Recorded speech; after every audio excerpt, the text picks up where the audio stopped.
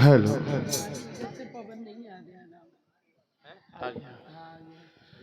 बोलो साचे दरबार की जय हो। आओ, अब वो क्षण पे, वो पल में हम प्रवेश करते हैं जिनके बिना कोई भी देवी जागरण संपूर्ण नहीं मानते हैं। वैसे तो जागरण में अनेक अनेक कथाएं होती हैं, मगर हमारी जो पद्धति है वो पंजाब से है। तो उसमें जो पंजाब से है, जो उसमें जो कथाएं होती हैं, एक नंदलाल जी की और माँ तार रानी की। तो नंदलाल जी का मतलब, कई लोग ध्यानु भगत की इसमें कथा जोड़ते हैं, मगर ध्यानु भगत की कथा नहीं कही जाती थी पहले। अब तो नाना प्रकार के लोग हैं। तो नंदलाल जी जो माँ के भक्त थे, तो उनकी हम पहले कथा करेंगे। और उसमें भेंट चढ़ती है माँ को। तो अगर जो कोई भेंट लाया है तो पंडित जी कह के चढ़वा दी जाएगी, अगर नहीं तो उसके कुछ भी दक्षिणा रूप में आप जाके वहां पे चढ़वा सकते हैं। और हम ये कहेंगे, पंडित जी सब पर एक बार छिट्टा मार दें पानी का, और दरबार में धूप जगा के माँ को जगाएं। और माँ से यही कहेंगे, माँ जयकारा शेर वाली दा, बोल साचे दरबार की जय हो। माइक बहुत सादा सादा हो रहा है, थोड़ा देख लो। और यही माँ से कहेंगे, माँ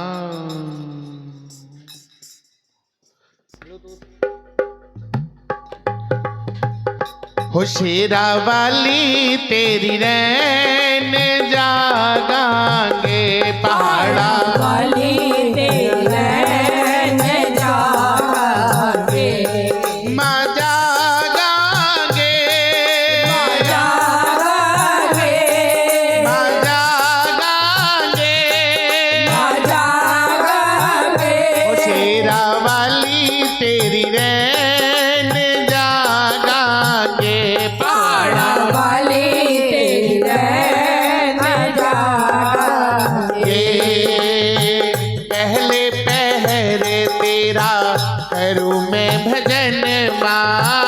पहले तेरा करूं भजन माँ, पहले पहरे तेरा करूं मैं भजन माँ।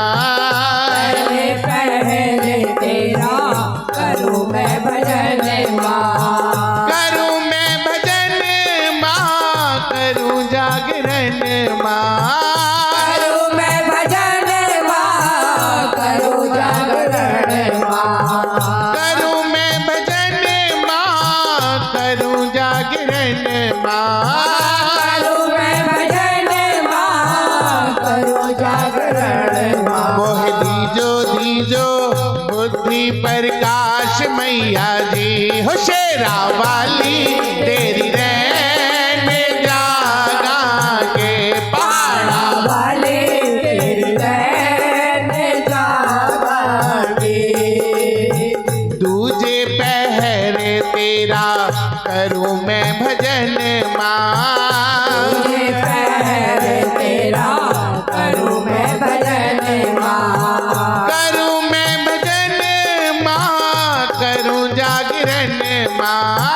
करूं मैं भजन माँ, करूं जागरण माँ। मोह दीजो अंधन दान मैया जी, हो शेरा वाली रैन जागांगे, पहाड़ा वाली रैन जागांगे, तीजे पहरे तेरा करूं मैं भजन माँ। तुझे पहरे तेरा करूं मैं भजन माँ, करूं मैं भजन माँ, करूं जागरण माँ। करूं मैं भजन माँ, करूं जागरण माँ। मोह दीजो शक्ति का दान मैया जी, हो शेरा वाली तेरी रैन जागांगे, पहाड़ा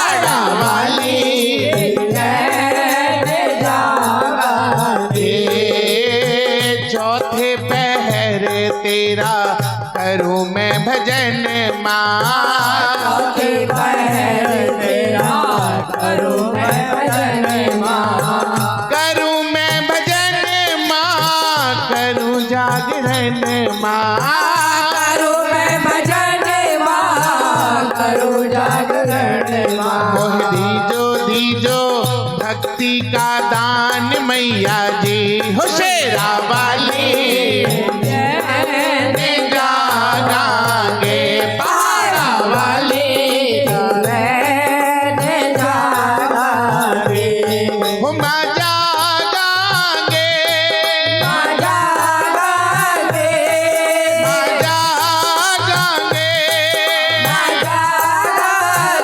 हो शेरा वाली तेरी रैन जागांगे पहाड़ा वाले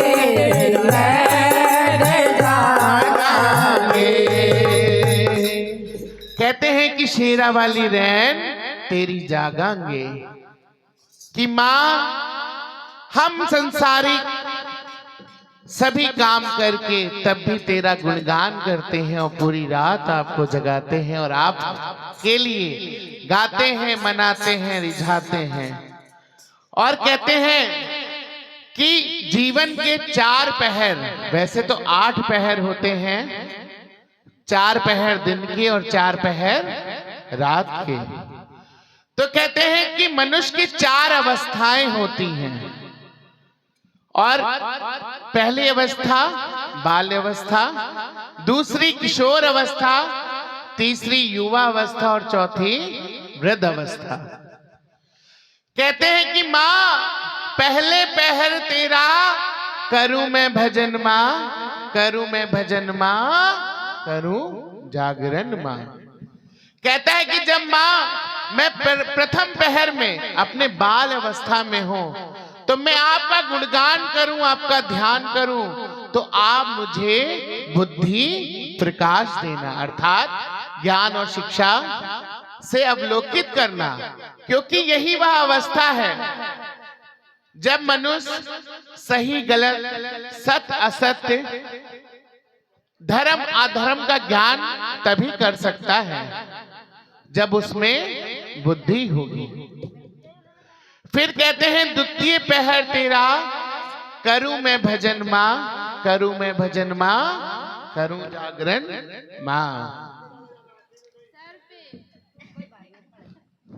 कहते हैं कि जब मैं किशोर अवस्था में भक्ति करते हुए माँ वरदान मांगता हूं आपसे कि मुझे अन्न और धन का वरदान दो। अन्न मतलब भोजन, जिससे मनुष्य को स्वस्थ और फूर्ति देता है और आत्मा प्रसन्नचित्त रहती है। इसलिए और जो भोजन कमाने के लिए हमें धन की आवश्यकता होती है, तो वो धन भी मांगता है माँ से। फिर कहता है तीसरे पहर में तेरा करूं मैं भजन माँ, करूं मैं भजन माँ, करूं जागरण माँ। मतलब युवा अवस्था में आ जाता है, अपनी जवानी की अवस्था में आ जाता है। जब उसकी शादी होती है तो माँ से यही वरदान मांगता है कि माँ अब मुझे शक्ति दो, क्योंकि परिवार निर्वाह करना है तो उसके लिए कई काम करने पड़ते, तो हमें शक्ति की जरूरत होती है। क्योंकि बिना शक्ति के मैं आधार्मिक शक्तियों से क्षीण हो सकता हूं, इसलिए इस समय मैं आपके आशीर्वाद की आवश्यकता है, तो माँ हमें शक्ति का वरदान दे। फिर कहता है चौथे पहर, मतलब जब पूरा संसारिक काम हम निवृत्त हो जाते हैं, बच्चों की शादी कर देते हैं, सब अपने अपने व्यवस्थित हो जाते हैं, सुव्यवस्थित हो जाते हैं, तब वृद्ध अवस्था में जब आ जाते हैं बुढ़ापा, तो माँ का गुणगान करते हुए कहता है भक्त, माँ मैंने आप अपने जीवन के कार्य सभी संपूर्ण कर लिए हैं और मेरे अब किसी तरह से कोई भी कार्य शेष नहीं है। संतानें अपने अपने स्थान पर सुवस्थित हैं। मैं मोह माया में न पड़ जाऊं, मैं मोह माया में न पड़ जाऊं और आपकी भक्ति से विमुख न हो जाऊं, इसलिए आप मुझे भक्ति का वरदान दें, जिससे मैं आपकी भक्ति कर सकता हूँ।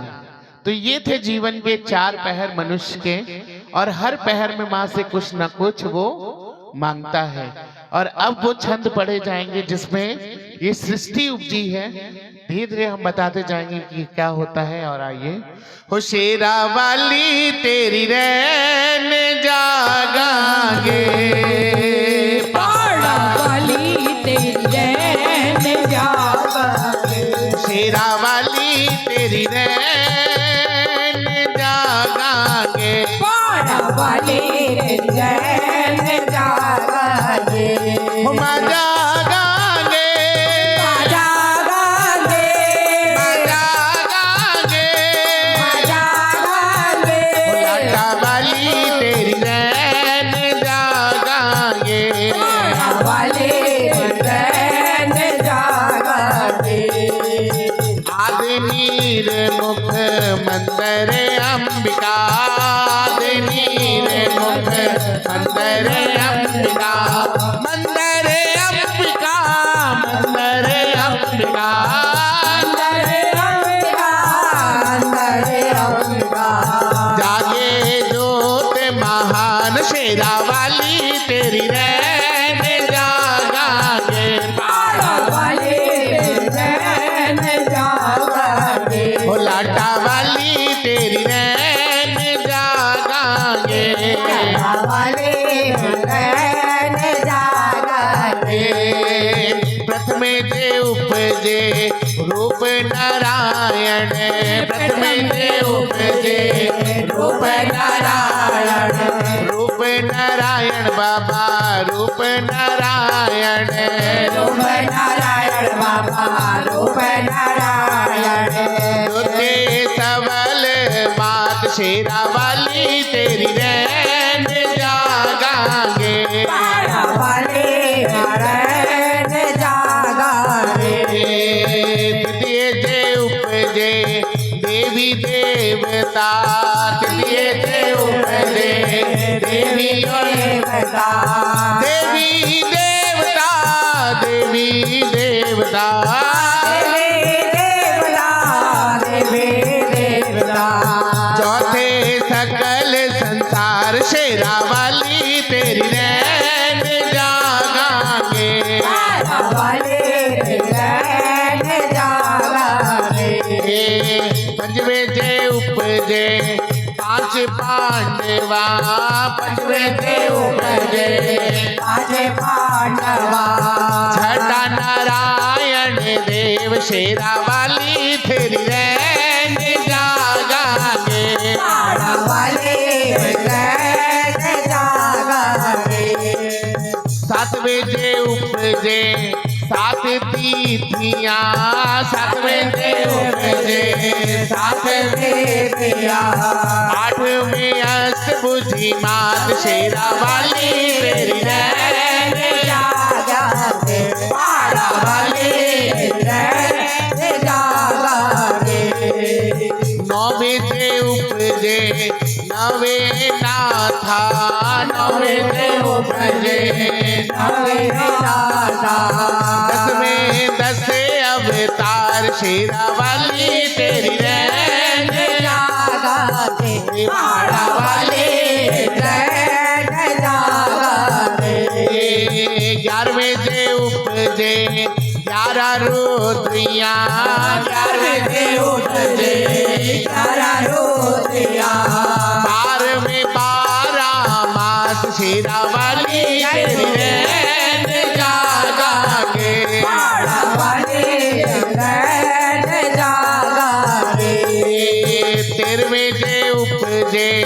13 रसायन, 13वें जे उपजे तेरा रसायन, 14वें 14 भवन शेरा वाली तेरी रैन जागांगे, पाड़ा वाली रैन जागांगे, 15वें जे उपजे 15 तिथियां, 15वें जे उपजे 15 तिथियां, 16वें कलाए संपूर्ण शेरा वाली तेरी रैन जागांगे, पाड़ा वाली रैन जागांगे, माँ जागांगे, जागांगे, माँ जागांगे, माँ जागांगे, माँ जागांगे, जागांगे, शेरा वाली तेरी रैन जागांगे, तारा वाली रैन जागांगे, शेरा वाली तेरी रैन जागांगे। कहते हैं कि सृष्टि की रचना जब हुई तो ये पृथ्वी लोक पे चारों ओर जल ही जल था। उस समय जब जल ही जल था तो एक उस जल में ज्योत जग रही थी। तो प्रथमे जो उपजे रूप नारायण, मतलब विष्णु जी पहले आए उस ज्योत से। फिर द्वितीय सबल मात, मतलब माता रानी का प्राकट्य हुआ। फिर जब तृतीय उपजे तब फिर माँ ने देवी देवताओं की रचना की। फिर चौथे सब संसार, मतलब संसार बसाने के लिए तैयारी की गई। और फिर पांचवें जो उपजे 5 पांडवा, छठा है नारायण देव, सातवें उपजे 7 तिथियां। जो ये 7 दिन है ये पहले ही से ही है, मगर उस समय नाम इनके अलग थे, इस समय नाम अलग। और 8वें अष्टभुजा मात, 9वें उपजे 9वें नाथा, 10 10 अवतार, मैया जी तेरी रैन जागांगे। 11 जे उपजे 11 रुद्र जो भोले बाबा के हैं। और 12वें 12 मास, जनवरी फरवरी नहीं, चैत्र हिंदी वाले जो हैं वो। और 13वें जे उपजे 13 रसायन। और 14वें 14 भवन। 15वें जे उपजे 15 तिथियां। और 16वां कला संपूर्ण। या तो माता रानी 16 कला संपूर्ण है या मेरे कान्हा जी, बाकी कोई देवी देवता अभी तो नहीं। आओ अब नंदलाल जी की कथा में हम प्रवेश करते हैं। और ये कथा इतनी दिल को प्यारी लगती है, अगर आप लोग ध्यान पूर्वक सुनेंगे तो आपके भी आंसू आ जाएंगे कि कैसी माँ की भक्ति वो करते हैं और माँ कैसे आती है उनके घर। और इसी में ही हम माँ की भेंट भी चढ़ाएंगे। और आओ सभी लोग प्रवेश करते हैं। हाँ अट्टे बने हुए हैं, कुछ बने हुए हैं।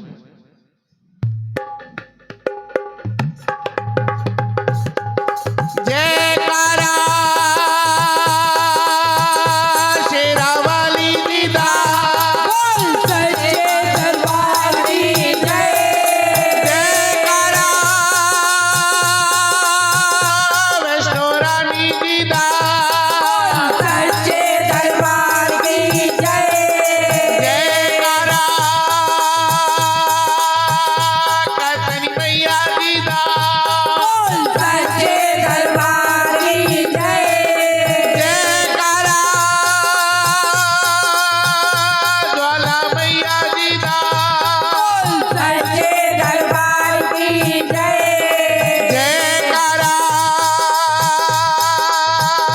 काली मैया की दा, सच्चे दरबार की जय, शेरा वाली तेरी रैन जागांगे, तारा वाले तेरी रैन जागांगे, सेवी साहब ने सिंह पालिया, सेवी साहब ने सिंह पालिया, कहाँ चली आधी रात शेरा वाली तेरी रैन। जागाते ये वो छंद है जो नंदलाल की कथा को जोड़ते हैं। मोरे भगता ने यज्ञ रचाया, मेरा भगता ने रचाया, यज्ञ रचाया, साथ हवन रचाया, रचाया हवन रचाया, वहीं में चली आधी रात शेरा वाली तेरी रैन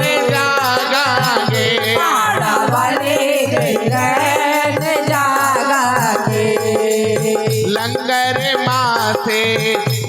विनती करता लंगर मासे, विनती करता मुझे भी ले चलो साथ शेरा वाली मेरी रैन जागा के, पहाड़ा वाली तेरी रैन जागा के। हंस हंस पूछे मेरी याद भवानी, हंस हंस पूछे क्या मेरी भेंट ले आए शेरा वाली तेरी रैन जागांगे, पहाड़ा वाली तेरी रैन जागा के। और चढ़ावे तुझे भूले बतासे, और चढ़ावे तुझे भूले बतासे, भूले बतासे नाले मिठड़े बतासे, भूले बतासे नाले मिठड़े बतासे। बछड़ा ले आयो पान शेरा वाली तेरी रैन जागांगे, पहाड़ा वाली तेरी रैन जागा के। और चढ़ावे तुझे ध्वजा नरेला, और चढ़ावे तुझे ध्वजा नरेला, बछड़े ने शीश चढ़ायो शेरा वाली तेरी रैन जागांगे, पहाड़ा वाली तेरी रैन जागा के। पाँव पलक में शीश मिलाया, पाँव पलक में तुझे मिलाया, शीश मिलाया धड़ से लगाया, तुझे मिलाया तुझे लगाया। बछड़ा बुलावे जय जयकार शेरा वाली तेरी रैन जागांगे, पहाड़ा वाली तेरी रैन जागा के। सिमर चरण तेरा नंदलाल गावे, चरण तेरा नंदलाल गावे, नंदलाल गावे तेरा भोले यश गावे, नंदलाल गावे तेरा भोले गावे। उमले उमले यश होए शेरा वाली तेरी रैन जागांगे, पहाड़ा वाली तेरी रैन जागा के। शेरा वाली तेरी रैन जागांगे। बोलो साचे दरबार की जय। जय हो। कहते हैं दिल्ली शहर का एक गांव नरेला का रहने वाला नंदलाल हर छमाई आंसू और चैत नवरात्र में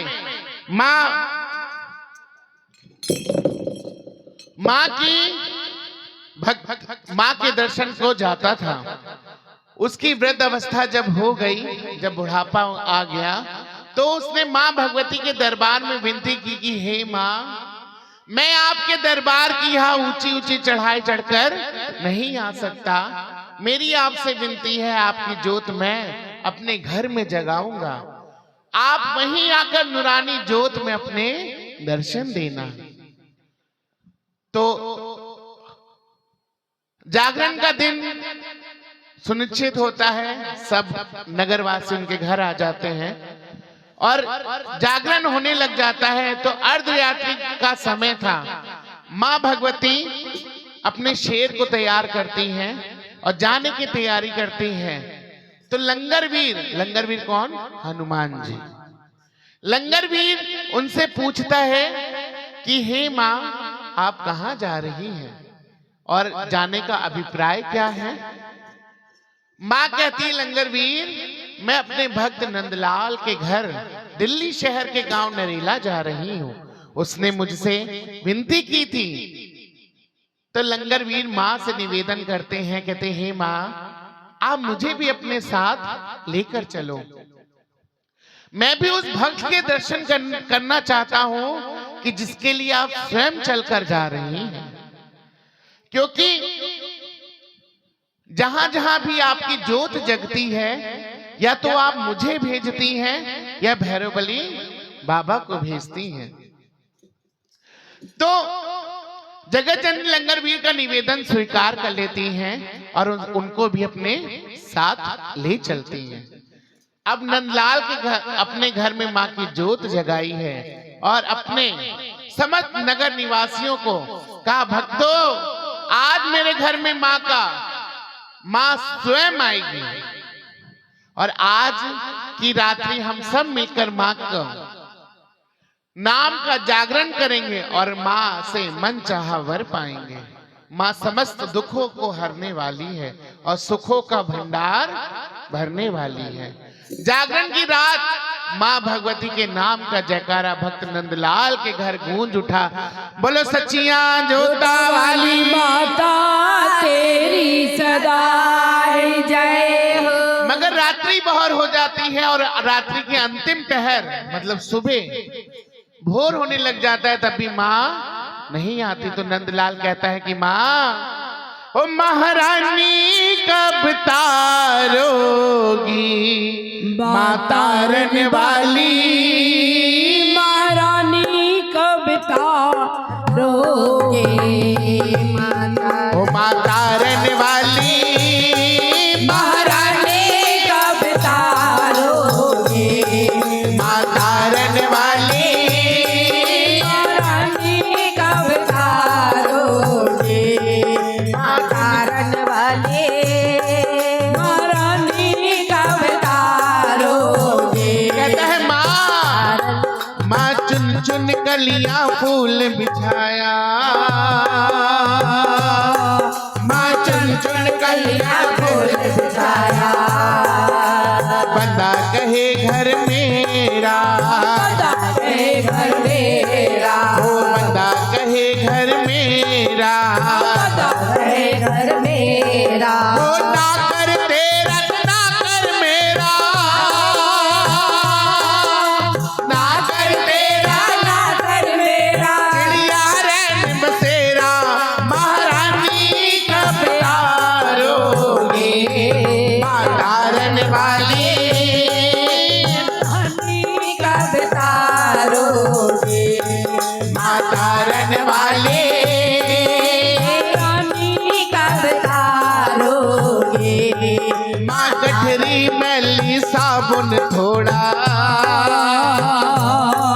माँ गठरी मैली साबुन थोड़ा, नदी किनारे धोवा, नदी किनारे धोवा, माँ मेरे जीवन में इतने पाप किए हैं कि क्या आपको गिनवाऊं। हो माँ गठरी मैली साबुन थोड़ा, नदी किनारे धोवा, नदी किनारे धोवा, बैठ किनारे धोवा, बैठ किनारे धोवा, ओ ऐसे दाग लगे कुदरत के,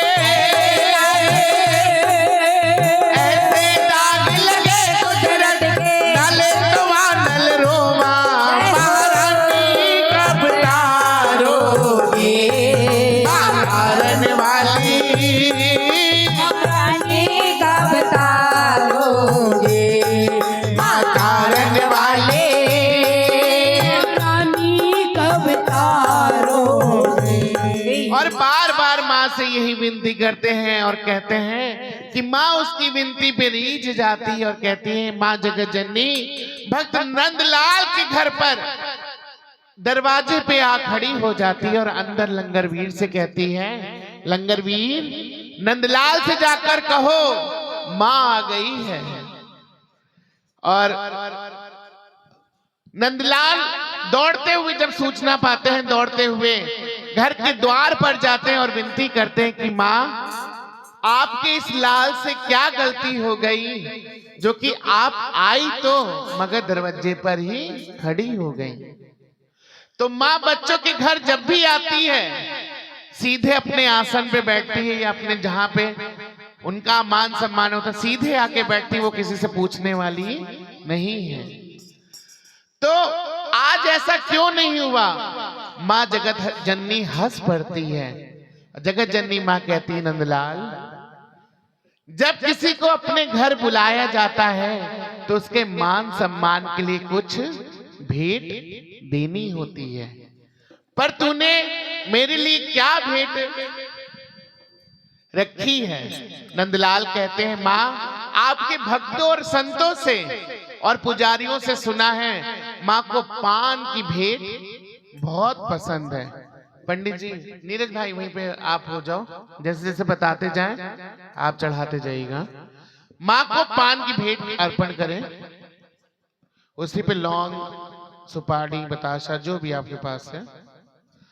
माँ को पान की भेंट बहुत पसंद है, तो सो माँ आपका यह लाल आपके लिए पान की भेंट अर्पित करता है। तो माँ हंसती है, नंदलाल मैं इतनी दूर से चलकर तुम्हारे यहाँ आई हूँ, क्या सिर्फ पान मिलेगा?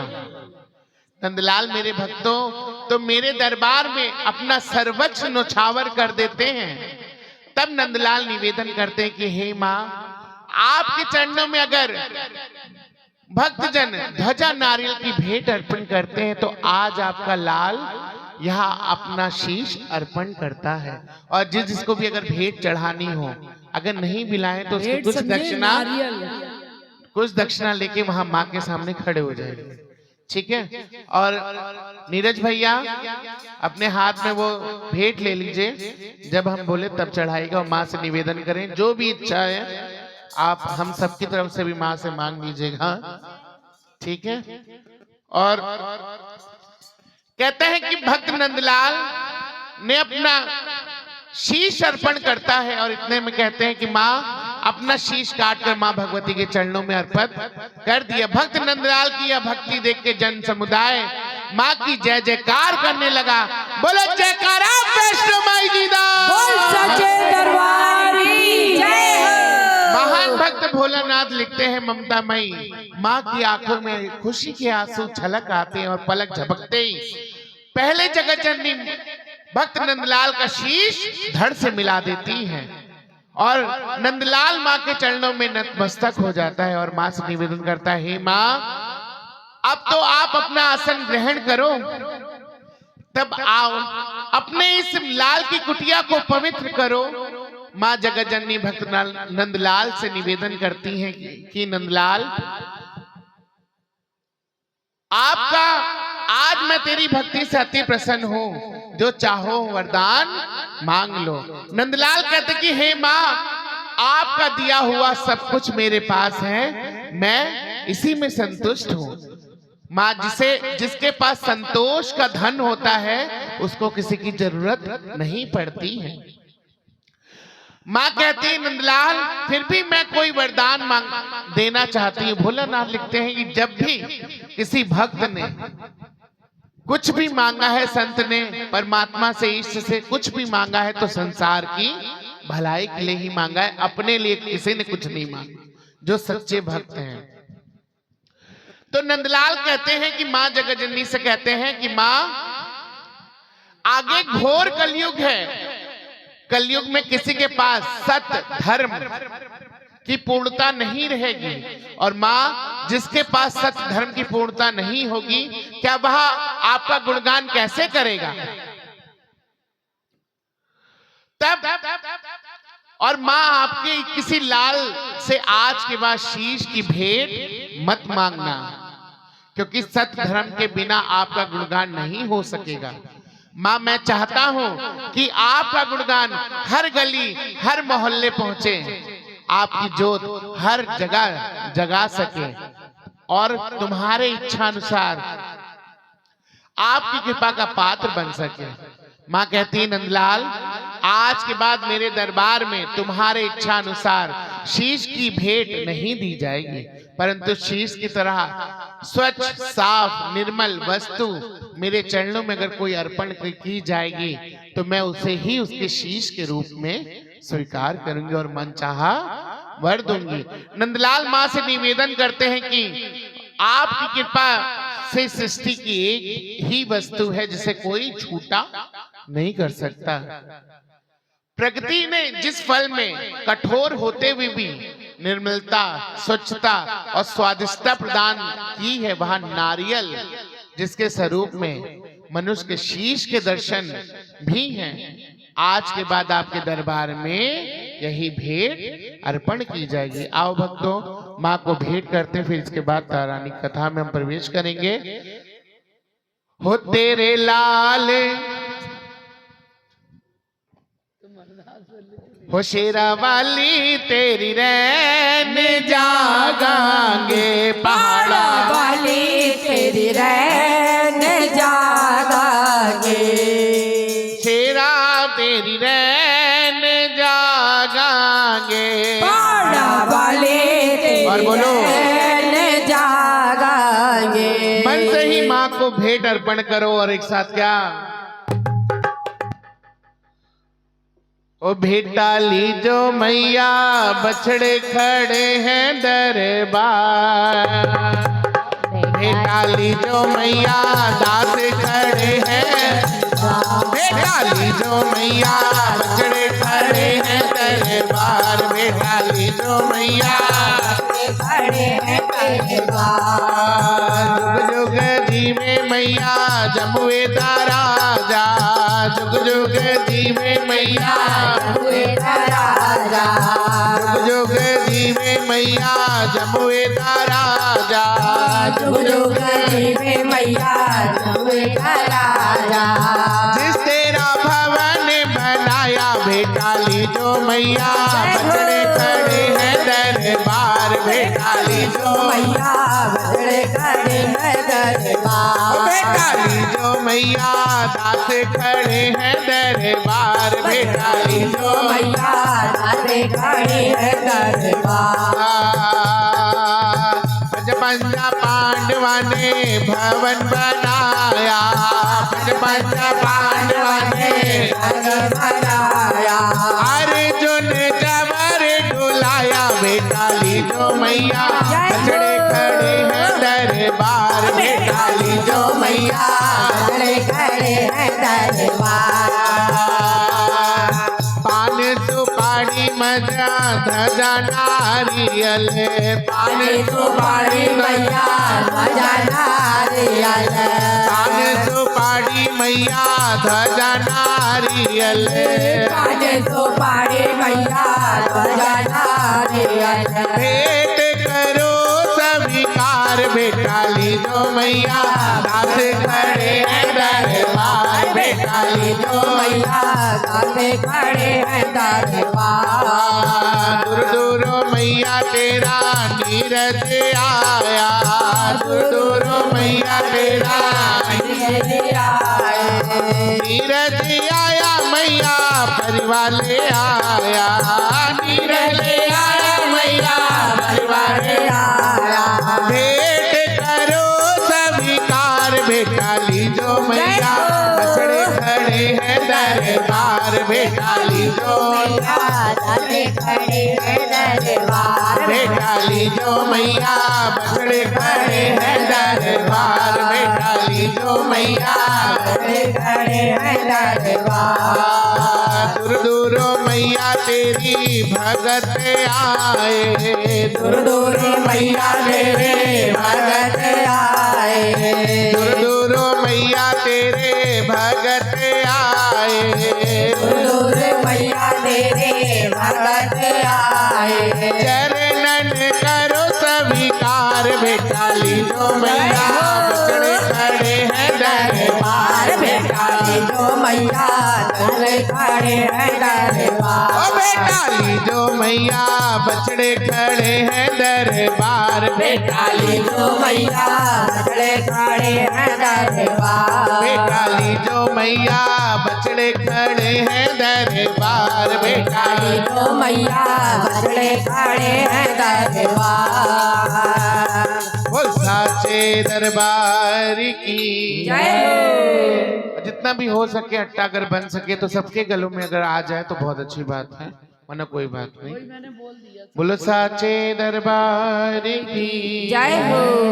आओ सब लोगों को देते चले जाओ एक लाइन से।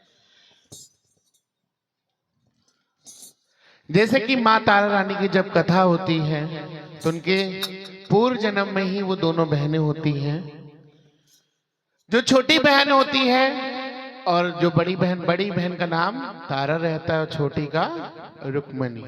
उनके जो पिछला जन्म होता है हम उनकी कहानी पहले बताते फिर आगे की ओर ले चलते हैं।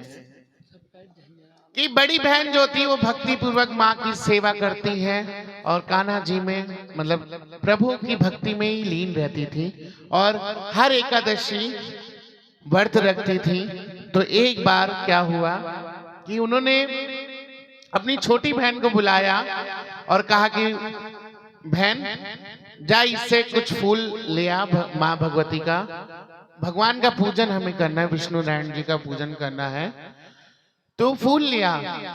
तो वो कहती ठीक है बहना, तुम जब तक पूजा करो। जो छोटी बहन होती है वो थोड़ी चंचल किस्म की होती है, उसको पूजा पाठ से कोई मतलब नहीं होता है। तो वो कहती है कि ठीक। वो बाजार जाती है, बाजार में उसको गरम गरम पकौड़े, टिक्कियां, बतासे, आज के टाइम में उस समय भी कुछ चलता होगा। तो उस समय क्या दौर था कि जो मांसाहार होता था वो ज्यादा होता था, तो उसमें क्या करते थे, वो पकौड़ियां तल रही थी तो वही वो पैसे लेके वो खाने लग जाती थी। अब वो इतनी सुध-बुध, इतना खाने में लीन हो गई, वो सुध-बुध ऐसी खो गई कि उसको पूजा का ध्यान ही नहीं रहा कि मेरी बड़ी बहन ने मुझे फूल मंगवाए थे और मैं ये खा रही हूँ। उतने में जो बड़ी बहन होती है उसको कहा कि अरे छोटी बहन को तो बड़ी देर हो गई, ये आई क्यों नहीं अब तक। तो वो बाहर निकल जाती है और बाजार पहुंच जाती है। वो देखती सामने क्या है कि छोटी बहन पा रही होती है। तो बड़ी बहन को क्रोध आ जाता है और मारती है और बोलती है, दोस्त कि तूने मेरा व्रत के पैसे से, उपवास से जो मैं करी थी पूजा के पैसे से, तूने ये अभक्ष पदार्थ खाया है। जा तू छिपकली की योनि में जाके तू जन्म ले। अब भैया बड़ी बहन का शाप जो लगा तो ऐसे उनका जीवन समाप्त हुआ। जो बड़ी बहन वो इंद्र की स्वर्ग लोक में अप्सरा बनी और छोटी छिपकली। तो बेचारी वो मच्छर खाना, ये खाना सब खा खा के रोती भी जा रही है और उसको याद है कि मैंने पिछला कर्म अपना क्या किया जिसके कारण मुझे ये योनि मिली। तो फिर एक बार कई ऋषिवर समूह का एक महायज्ञ था जिसमें सभी देवी देवता आ रहे थे और सभी एक से एक बढ़ के सब ऋषि भी पधारे थे। वहां यज्ञ चल रहा था, उनकी भोजन प्रसादी हो रही थी। तो दुर्वासा ऋषि जो थे उनको नहीं बुलाया गया। और दुर्वासा ऋषि क्रोध के जाने जाते हैं। जो आजकल पंडितों के अंदर थोड़े थोड़े दुर्वासा ऋषि भी हैं, उनको फट से क्रोध आता है और जो चाहे वो श्राप दे देते हैं। फिर तो वो व्रत जो यज्ञ चल रहा था उसके बाद कि उसको मतलब खंडित करना था कि फल इन लोग को ना प्राप्त हो, तो कुछ ऐसा उपाय करें।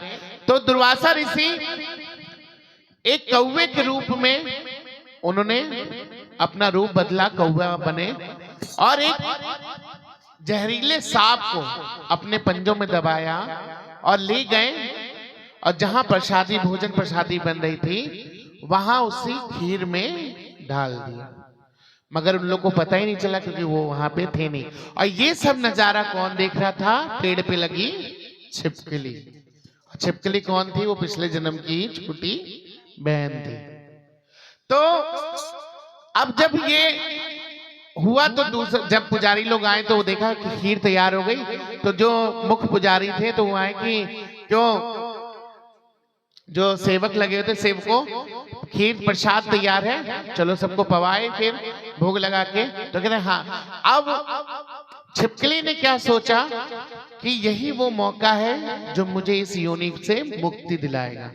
तो उसने क्या किया, सबके सामने छलांग मार दी।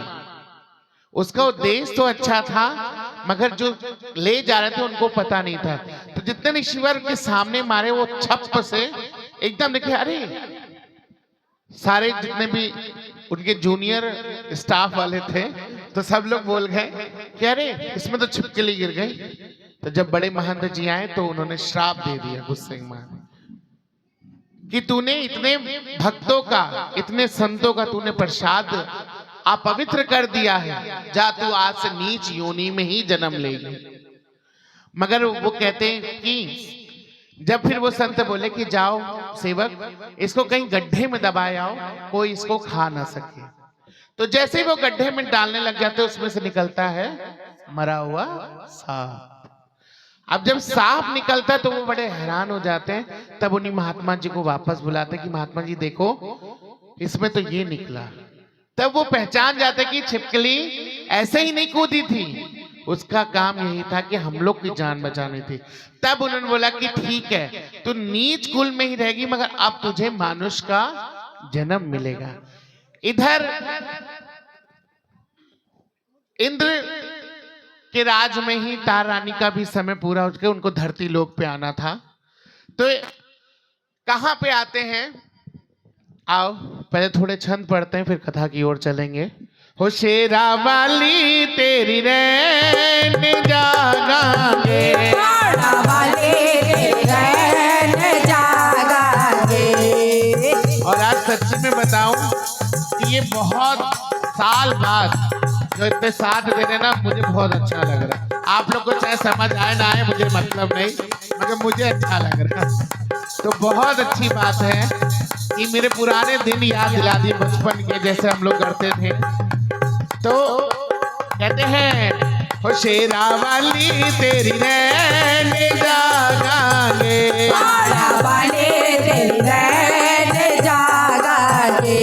हो माँ जागांगे, माँ जागांगे, जागांगे, माँ जागांगे। हो लाटा वाली तेरी रैन जागांगे, शेरा वाली तेरी रैन जागांगे।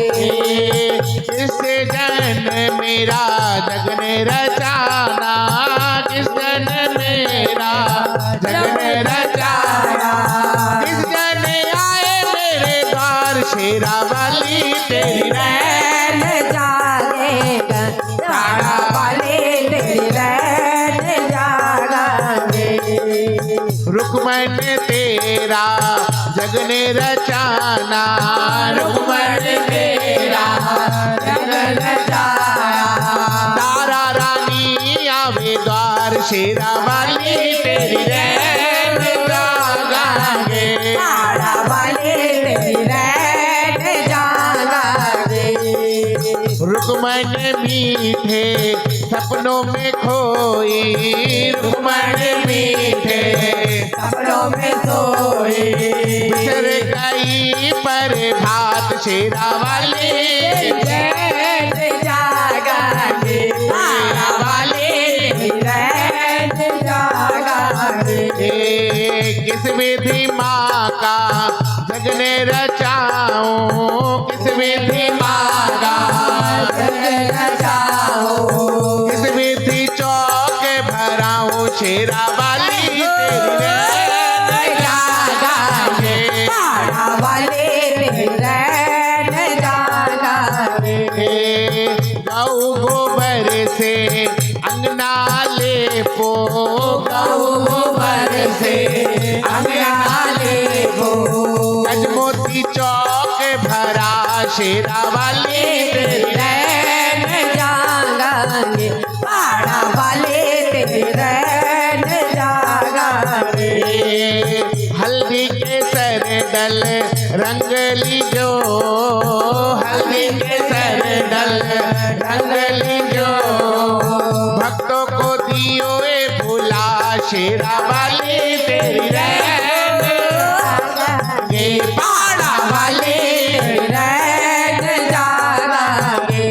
हो माँ जागांगे, माँ जागांगे, माँ जागांगे, माँ जागांगे। शेरा वाली तेरी रैन जागांगे, शेरा वाली तेरी रैन जागांगे। बोल साचे दरबार की जय हो।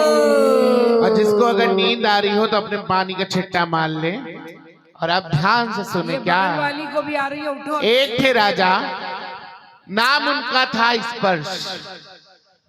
वे जनता के हित में लगे रहते थे और समस्त राज की जनता उनसे खुश थी, जैसे आज नीरज भैया से हम लोग खुश हैं। और उनके कोई भी संतान नहीं थी। वे इस चिंता में व्याकुल रहते थे। एक दिन राज ज्योतिषी ने दरबार में आए एक पहुंचे हुए योगी से उनका परिचय कराया। राजा उनसे अपनी व्यथा कही और योगी ने कहा, राजन आप चिंता को त्याग दें, माँ जगत जननी के शरण में जाएं। ये माँ सबकी इच्छा पूर्ण करती है और धन धान से परिपूर्ण करने वाली है।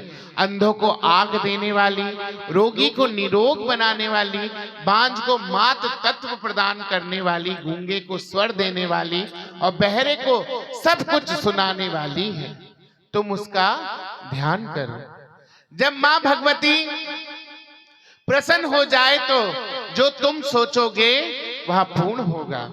राजा ने पूछा, इस जगत जननी माँ को हम प्रसन्न कैसे कर सकते किया जाए?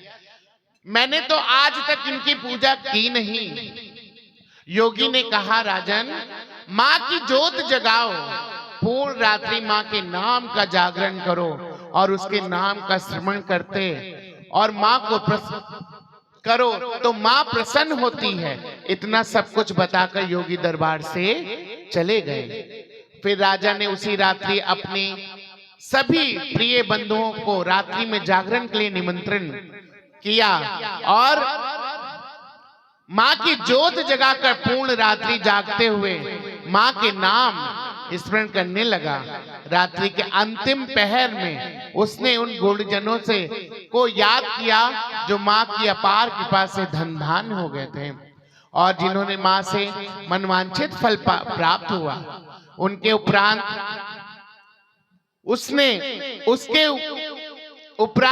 उसने माँ के चरणों में पूर्ण अरदास की कि हे माँ, मैं भूलनहार आपकी शरण में आया हूँ। आप का रात्रि जागरण करते अगर मेरी भक्ति में कोई कमी रह गई हो तो हमें क्षमा करना और आपकी भक्ति करते हुए किसी एक पल भी आपके चरणों में मेरा ध्यान लगा हो या चला गया हो तो मेरे घर में आप जैसी वात्सल्यमयी कन्या पैदा हो। यह वरदान मेरी झोली में डाल देना। इस तरह की अरदास रानी ने माँ जगत जननी से की। कहते हैं समय का अंतराल गुजरा। ठीक 9 माह बाद रविवार से राजा ईश्वर को सुखद समाचार मिला। महाराज आपके यहाँ एक सुंदर कन्या का जन्म लिया है और जैसे कि स्वयं लक्ष्मी पधारी हो। तो राजा ईश्वर यह समाचार सुन बहुत खुश हुए और उन्होंने उसी समय राज ज्योतिषों को अपने दरबार में बुला भेजा और ज्योतिषी ने कहा, प्रभुवर मेरे घर में कन्या का जन्म हुआ है, उसके फल भाग की गणना करें और यह भी बताएं कि यह कन्या मेरे कुल के लिए भाग्यशाली रहेगी या नहीं रहेगी। तो राज ज्योतिषी ने अपना पत्रा खोला कर कन्या का जन्म समय पूछकर उनका भाग फल देखने लगे। उनके चेहरे पर खुशी की लहरें दौड़ गई और वह प्रसन्नचित हो बोले, महाराज यह कन्या तो आपके कुल का नाम रोशन करेगी और जिस कुल में भी जाएगी उसको भी तार कर देगी, मतलब पाल लगा देगी और इसके यश दोनों कुल संसार में जाने जाएंगे। इसलिए महाराज इसके भाग के अनुसार इसका नाम तारा रखा हूं। राजा ईश्वर ने बोला कि बेटियां होती ही ऐसी हैं, गुण अच्छे हो तो दोनों कुल जाने जाते हैं और बेटी अवगुण हो तो दोनों कुल काल के घास में समा जाते हैं। राजा ईश्वर ज्योतिष से बहुत सारा धन देकर विदा किया, पर कहते हैं कि समय को पंख लगाकर उड़ते समय नहीं लगता। राजा ईश्वर के घर में एक कन्या और हुई। तो राजा ईश्वर ने फिर से उसके भविष्य के बारे में जानने के लिए ज्योतिषों को बुलाया और राज ज्योतिषी से जन्म समय पूछ कर दूसरी कन्या का भागफल बांचा। इस बार ज्योतिषी के चेहरे पे शंका थी, भय के लक्षण आ गए और राजा ईश्वर से कहा, प्रभुवर आप राजा इस प्रश्न ज्योतिषों से बोला कि प्रभुवर आप निर्भर होकर इसका भाग वंचना करें। तब ज्योतिष ने बताया महाराज यह कन्या किसी नीच कुल में जाएगी और आपके कुल को कलंकित करेगी, कलंकित करेगी, कलंकित करेगी। राजा इस पर यह सुनकर सन्न रह गए। उन्होंने आदेश दिया इसे मरवा दिया जाए। और पास में खड़ा मंत्री ने कहा महाराज कन्या की हत्या करना महापाप है, आप यह पाप अपने सिर पर क्यों लेते हैं? मेरे विचार से तो इस कन्या को किसी एक बक्से में रखकर नदी में बहा दिया जाए। बच गई तो इसका भाग, मर गई तो आपके सिर पर इसके मृत्यु का पाप नहीं आएगा। राजमहल में महारानी को जब ये खबर लगी तो वो चिंतित हो गई और पर अपने पति इच्छा के विरुद्ध वो नहीं जा सकती थी। तब महाराज से कहने लगी कि मैं आपसे एक निवेदन करती हूँ कि महाराज अगर इसको जिस बक्से में बहाया जाए तो उस बक्से को इसकी डोली की तरीके उस बक्से में हीरे जवाहरात मणियां जड़वा दी जाए कि इसके हिस्से का कन्यादान का धन इसके साथ जाए। अगर इसको जीवित किसी ने पाया तो इसकी विवाह पर उस धन को वो लगा लेगा। तो रानी का यह सुझाव अच्छा लगा राजा स्पर्श को, तो उसने वही किया, पूरा जड़वा के हरिमणिया जड़ा के नदी में बहा दिया गया। वह बक्सा बहते बहते नदी के किनारे स्नान करते एक ब्राह्मण को दिखा, क्योंकि चमक रहा था सूरज, जैसे उसके मुंह पे चमक पड़ी कहते अरे ये क्या है, मगर उसको तैरना नहीं आता था। उसने दूर जाते चंडाल को पुकारा और उसने निवेदन किया कि उस बक्से को बाहर निकाल लाए। तो चंडाल तैरकर गया और बक्से से बक्से को निकाल बाहर लाया और आपस में तय हुआ जो भी इस बक्से में निकलेगा वो आधा आधा होगा। अब बक्सा खोला गया तो उसमें कन्या देखकर वह चंडाल अति प्रसन्न हो गया और उसने कहा ब्राह्मण राज मेरे घर में कोई संतान नहीं है, ये कन्या मैं ले जाता हूं, ये हीरे जवाहरात आप रखो। तब उस ब्राह्मण ने बोला कि नहीं, जिसने ये कन्या बहाई है उसने इसके विवाह पर होने वाला खर्चा उसके साथ भेजा, ये मणियां भी हीरे जवाहरात भी तुम रखो और इसके विवाह पे जरूरत पड़ेगी। ब्राह्मण ने कहा, तब चंडाल ने बोला ब्राह्मण राज आप इस कन्या का नामकरण कर दीजिए। तो ब्राह्मण ने बोला कि इसका नाम तो बहुत आसान है, यह बक्सा यहाँ रुक रुक कर आया है तो इसका पहला शब्द रुक होगा, और इसमें मणियां जड़ी हैं तो दूसरा शब्द मणि होगा, अर्थात इसका नाम आज से मैं रुकमणि रखता हूं। चंडाल उस कन्या और धन को लेकर अपने घर को चला गया। समय के साथ रुक्मण बड़ी हो गई और उस चंडाल ने घर में 11 बरस के होने पर के बाद गढ़ कांगड़ा के मालिन परिवार में ब्याही गई और उधर राजा स्पर्श के यहाँ भी तारा रानी भी गढ़ कन्या के राजा हरिश्चंद्र को ब्याही गई। अब देख लो कैसी माँ की लीला थी कि दोनों बहनें एक ही शहर में आ गई और माँ अपने भक्तों पर अपार कृपा करती है कि पहले बिछोड़ देती है और फिर मिलान कर देती है।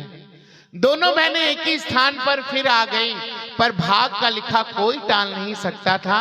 रुक्मण दासी बनी और तारा रानी महारानी बनी। रुक्मण तारा के घरों की महलों की सफाइयां करने जाती थी। उसने वहां देखा तारा माँ की जोत जगह सब भक्तों के साथ गुणगान करती थी। एक दिन उसने तारा से इसका कारण पूछा तो तारा ने कहा ये माँ जगत जननी सबकी झोली भरने वाली है, इससे अरदास कर जो मांगेगा वही मिलता है। तब रुक्मण ने माँ से विनती की कि हे माँ, अगर मेरे घर में बेटा होगा तो मैं आपकी जोत जगह आपका जागरण करूंगी। तो रुक्मण के घर में माँ से ये अरदास लगाती है। तो कुछ ही समय बाद रुक्मण के घर में माँ एक सुंदर सा बेटा दिया। पर जैसा होता आया है कि जब सब मिल जाता है तो भगवान को इंसान भूल जाता है। फिर कहता आज नहीं तो कल, कल नहीं तो परसों, परसों नहीं। एक हमारे हिंदू धर्म में है सिर्फ 5 साल के लिए बख्शा जाता है, ये बात फैक्ट है। और 5 साल के बाद फिर भगवान ऐसी दुर्दशा कर देता है कि आपको ना चाहते भी वो करना पड़ता है। इसलिए कई हम लोग के पास भी आते हैं अरदास लगवाने के लिए। तो गुरु दीदी साहब कहते हैं अगर आपकी क्षमता है तो आप कुछ बोल के जाना, वरना कुछ मत बोलना, क्योंकि माँ हमारी है, हम उनके हैं। तो हम ऐसा क्या उनको गिफ्ट दे सकते हैं या हम उनके लिए क्या कर सकते हैं। इसलिए कभी भी कुछ ये नहीं कहना चाहिए कि आप मेरा ये काम कर दो तो माँ मैं इतना चढ़ावा चढ़ाऊंगी या इतना हम वो करेंगे। तो एक हिसाब से ये अभिमान आ जाता है। तो जैसे कि रुक्मण भूल जाती है तो तारा ने और उसी तरह रुक्मण भी माँ के किए हुए वादे भूल गई और अपने पुत्र के मोह में मोहित हो माँ की जोत जगाना भी भूल गई। माँ जगतजननी अपने लंगर वीर से पूछती हैं, जब बैठती हैं वो फिर पूरा मजमा इकट्ठा होता है उनका, तब वो बोलती हैं कि लंगर वीर कौन भक्त है जिसने मेरी जोत जगानी है और कौन ऐसा भक्त है जिसने मेरा जागरण कराना है। तब लंगर वीर ने नतमस्तक हो कहा माँ तारा ने तेरी जोत जगानी है और रुक्मण ने आपका जागरण करना है। परंतु माँ रुक्मण मनवांछित फल उसको प्राप्त हो गया है और वह पुत्र के मोह में आपको भूल गई है। तब माँ ने कहा कि मैं रुक्मण को अपना जागरण करने का वादा याद कराऊंगी। और ये बात सच है कि अगर माँ से कुछ मांगा जाए तो माँ सपने में आके आपको आदेश देती है या आपको याद दिलाती है कि आपने ये चीज बोली, अब ये कर, तो उसी समय करना भी चाहिए। तो एक दिन रुक्मण अपने घर में आराम से नींद सो रही हैं, जैसे आप सो जाओ। पास में उसके बेटा सोया हुआ था। माँ ने रात के अंतिम पहर में आकर स्वप्न में रुक्मण को चेतावनी दी कि रुक्मण तू मेरी जोत जगाना भूल गई है। तूने मेरी भक्ति करते हुए जो अरदास मांगी वह मैंने पूरी कर दी, परंतु तूने अपना वादा भूल गई। रुक्मण उठ, मेरी जोत जगा और मेरा जागरण कर। इतना कह माता आलोप हो गई और रुक्मण ने यह स्वप्न देख उठ गई और प्रातः काल के समय हो गया था और रुक्मण ने तारा के महलों में जाना था और वहां जाकर उसने तारा से रात के स्वप्न का वर्णन किया और विनती की, जागरण की विधि बताई और माँ की मेरे घर में माँ की जोत जगा दे। तारा ने जागरण की विधि बताते हुए कहा कि सबसे पहले उस आंगन को जहां माँ का जागरण करना है उस आंगन को गौ के गोबर से लेपन कर देना। अब तो लेपन कर दोगे तो बदबू मारे सब भाग जाएंगे, तो सफाई कर देना। फिर केसर रंग दल मतलब चावल रंग के जिस भक्त को बुलाना हो उसे दे देना। जैसे चाची वो जो चावल रंगाए थे वो नीरज भाई के हाथ में दे दो। ये जो डल होते हैं, पहले आप तो इनविटेशन कार्ड सबके व्हाट्सएप पे पहुंच जाता है कि भैया आना है, आज जागरण है। पहले क्या होता था कि डल दिए जाते थे सबको और उस डल की महिमा ऐसी थी कि अगर जिसने स्वीकार कर लिया, ये नियम था कि उसको फिर जागरण में जाना है तो जाना है, चाहे उसके घर में मौत क्यों ना हो गई तब भी उसको जागरण में जाना जरूर है। ऐसा नहीं कि भैया ने बुलाया तो हम नहीं आएंगे, वक्त नहीं है, ये नहीं ना, वो माता रानी फिर देखती है। इसलिए फिर धीरे धीरे प्रथा वो वाली समाप्त हुई।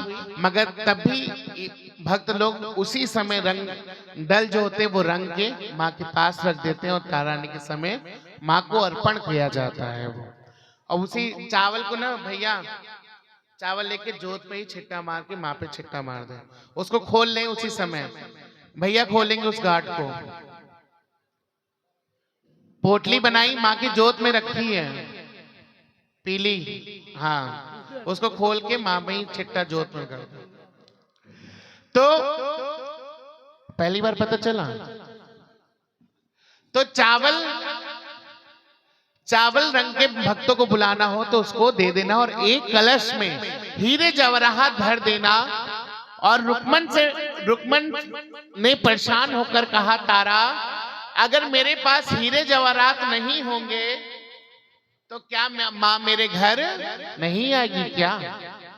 तब और माँ की जोत नहीं जगेगी, मैं हीरे मोती कहां से लाऊं, मैं तो गरीब हूं।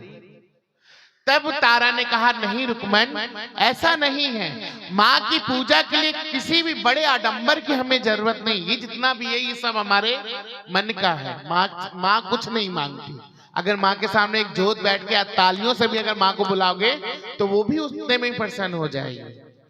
तो कहती किसी बड़े आडंबर की जरूरत नहीं है, जैसी आपकी सामर्थ्य हो वैसा कर लेना। जा तू घर में हल्दी चावल रंग के डल देना और हीरे जवाहरात की जगह तू उसी कलश में चावल भर देना, वही तेरे हीरे जवाहरात होंगे। और माँ के दरबार में धन धान्य अर्पण करने का साधन होना चाहिए। और सारी विधि जान रुक्मन अपने घर को चल दी। उसने घर जाकर केसर डल चावल रंगे और भक्तों को देने गई तो भक्तों ने डल लेने से मना कर दिया। क्यों? क्योंकि तू नीच जात की है, अब मैं तेरे घर में नहीं आ सकता, तो इसलिए हम तेरे यहाँ जागरण करने नहीं आ सकते। अब रुक्मन परेशान हो गई कि डल कोई भक्त नहीं स्वीकार करेगा तो मेरे घर में जागरण कैसे होगा। तब रुक्मन फिर तारा के पास गई और अपनी व्यथा कही। तारा ने सबसे पहले झोली फैला के वो डल स्वीकार करा और कहा, जाओ उनसे कह देना तारा ने डल स्वीकार कर लिया है और सभी लोग डल स्वीकार करें और तारा भी जोत जगाने आएगी, अवश्य आएगी। माँ जगत जननी की नजर में सब एक बराबर है। रुक्मन ने जब तारा का यह आदेश भक्तों को सुनाया तो भक्तों ने डल स्वीकार कर लिए और जागरण की रात दिन तय हो गया। और डल स्वीकार करने के बाद सभी भक्त विचार करने लगे कि तारा किस तरह जागरण में आएगी, क्योंकि वो भैया राजा हरिश्चंद्र की रानी वो कैसे नीच के घर में जाएगी। और कहीं राजा हरिश्चंद्र को बिना बताए आई तो राजा उसके साथ साथ हमें भी न कहीं मार न डाले या विपता में न डाल दे। तब उनके साथ जागरण करने में जाने वाला एक भक्त, क्योंकि तब महंत होते रहे, तब उस समय महंत कौन थी? तारा रानी जी। तो अब जब महंत आगे आगे चलेंगे, जैसे हमारे नीरज भैया आगे आगे हैं, हम लोग उनके डिब्बे हैं इंजन वो, तो भैया वो जैसे कहेंगे वैसे वैसे हम करते जाएंगे। मगर कहते हैं कि नहीं कि उन डिब्बों में भी कुछ चालाकी वाले डिब्बे होते हैं जो ज्यादा उचकते हैं, ढामते हैं, बैठते हैं और हर जगह होता है। पिछली बार मतलब पहले युग में भी होता आया और अब तक भी आ रहा है। तो उसमें से एक भगत जो उनके साथ चलता था वो था सेन भगत। वो जात का नाई था जो राजा हरिश्चंद्र की हजामत बनाया करता था। तो राजा हरिश्चंद्र को हजामत बनाने का काम वही करता था। उसने कहा, भक्तों राजा हरिश्चंद्र तक खबर मैं पहुंचाऊंगा। और ये खबरी लाल जो होते हैं वो बहुत तगड़ी खबर पहुंचाते हैं। तो तारा जागरण में जोत जगाने के लिए आएगी तो ही आप करना, वरना आप भी ना जाना। अगर महंत जाएंगे तो हम जाएंगे, वरना हम भी नहीं जाने वाले। अब सेन भगत राजा हरिश्चंद्र के पास गए और कहा, महाराज कल जागरण है तो जाना है, तो जिस दिन जागरण करता हूं मैं उस दिन हजामत का काम नहीं करता तो आज ही आप अपनी शेव करवा लें, हजामत बनवा लें। तो महाराज का ठीक है बैठ जा। वो बैठ जाता है, बनवाने लगता है। तो सेन भगत बनाने लग जाता है और बड़ी चालाकी से पानी की कुछ बूंद उनके मुंह में डाल देते।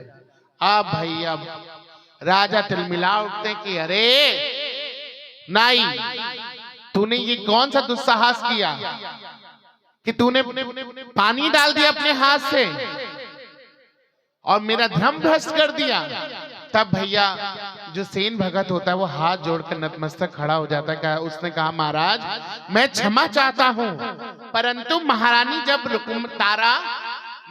तारा जब रुक्मन के घर जाएगी और वहां का प्रसाद खाएगी तो क्या आपका धर्म भ्रष्ट, तब आपका धर्म भ्रष्ट नहीं होगा। तब राजा हरिश्चंद्र, क्योंकि रुक्मन भी नीच कुल की है, राजा हरिश्चंद्र यह सुनकर हैरान हो गए और उसने सेन भगत से कहा कि जब मेरी शादी हुई थी तो तारा ने मुझसे वचन लिया था कि मैं जागरण करने जाऊं तो आप मुझे रोकेंगे नहीं, और मैंने भी वचन दिया था कि मैं कभी भी तारा की भक्ति के बीच में नहीं आऊंगा, उसको जैसा जो करना है वो कर सकती है। मगर ये तो बात तूने सही कही कि मेरा भी भ्रम भ्रष्ट हो जाएगा। अब सेन भगत तू ही बता मैं किस तरह तारा को जागरण में जाने से रोक सकता हूं। कहते नहीं है बगल में ही सांप हम लोग पाल के रखते हैं, तब भी मगर माता रानी का खेल या हमारे प्रभु का खेल कुछ अलग ही होता है। तो कहते कि मैं पाप का भागी नहीं बनना चाहता और तारा को रोक जाने से रोकना भी नहीं चाहता हूं। तो सेन ने कहा महाराज सारी रात तारा के पास बैठे रहना तो तारा जागरण में नहीं जाएगी। कहावत है महाराज, पति अगर घर पर दो पल के लिए हो तो पत्नी की हिम्मत नहीं उसके पास से कहीं चली जाए, और अभी की तो बात ही जय जय है। तो राजा हरिश्चंद्र ने कहा कि सेन तारा को तो जागरण में जागने की आदत है, हम लोग को तो आदत है, आप लोग को शायद नहीं है, तो आदत डालो, ऐसे नहीं करते। तो मैं तो अपने पूरे राजमहलों का काम काज करके थक जाता हूं और मैं जाते ही महलों में जाकर तुरंत सो जाता हूं। तो सेन ने कहा महाराज सारी रात आप ना सो सके इसका भी हम मेरे पास उपाय है। जो चुगली वाली आंटियां होती हैं, अंकल होते हैं, उनके पास सारे उपाय होते हैं मगर सारे फ्लॉप। तो कहते हैं कि एक उपाय है, अपनी उंगली में एक हल्का सा चीरा लगा ले और ऊपर से नमक भर ले। अब उसकी नमक की चरचराहट से आप सो ही नहीं पाओगे तो तारा कैसे जाएगी। अब भाई अगला दिन हुआ, राजा काम काज करके निपट के महलों में आए और बोले तारा आज राजकाज काम करके मेरे सिर में दर्द हो गया, पता नहीं ये उंगली कहां से कट गई, ओ बांध बूंद के सब लेके आए और बहुत दर्द हो रहा है, तुम मेरे पास बैठी रहो और मेरे सिर को धीरे धीरे दबाती रहो ताकि मैं चैन की नींद सो जाऊं। तो तारा रानी राजा के पास बैठी और उनका सिर दबाने लगती है, पर मन में चिंता भी व्याप्त हो रही है कि रात का समय भी हो रहा वाला है, जागरण में जाऊं तो कैसे जाऊं।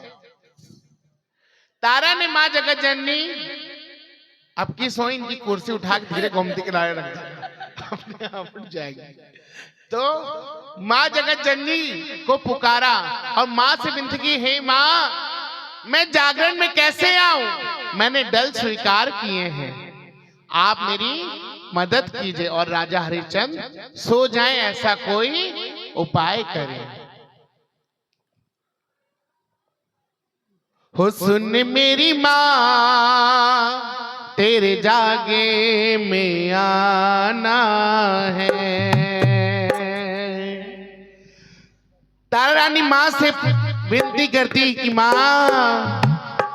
सुन मेरी मां तेरे जागे में आना है, सुन मेरी मां तेरे जागे में आना है।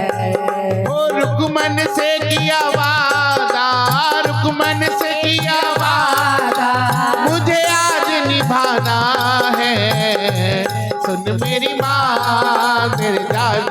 में आना है, मेरी माँ तेरे जागे में आना है।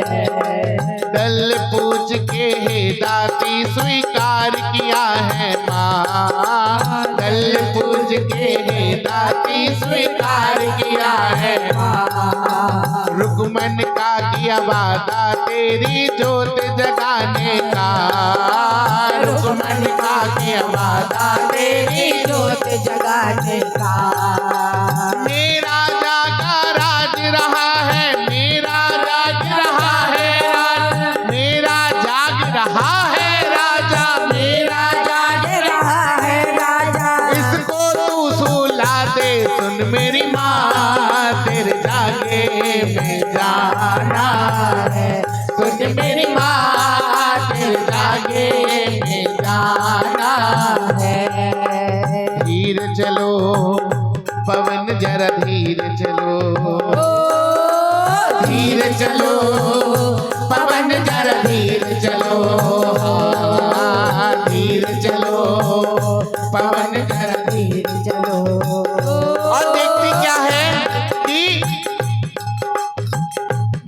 राजमहल के सारे दरवाजे खिड़कियां सब बंद हैं और माँ विनती सुन लेती है तारा की, तो पवन रूप लंगर वीर को भेज देती कि जा मेरी भक्तन की विपदा दूर कर।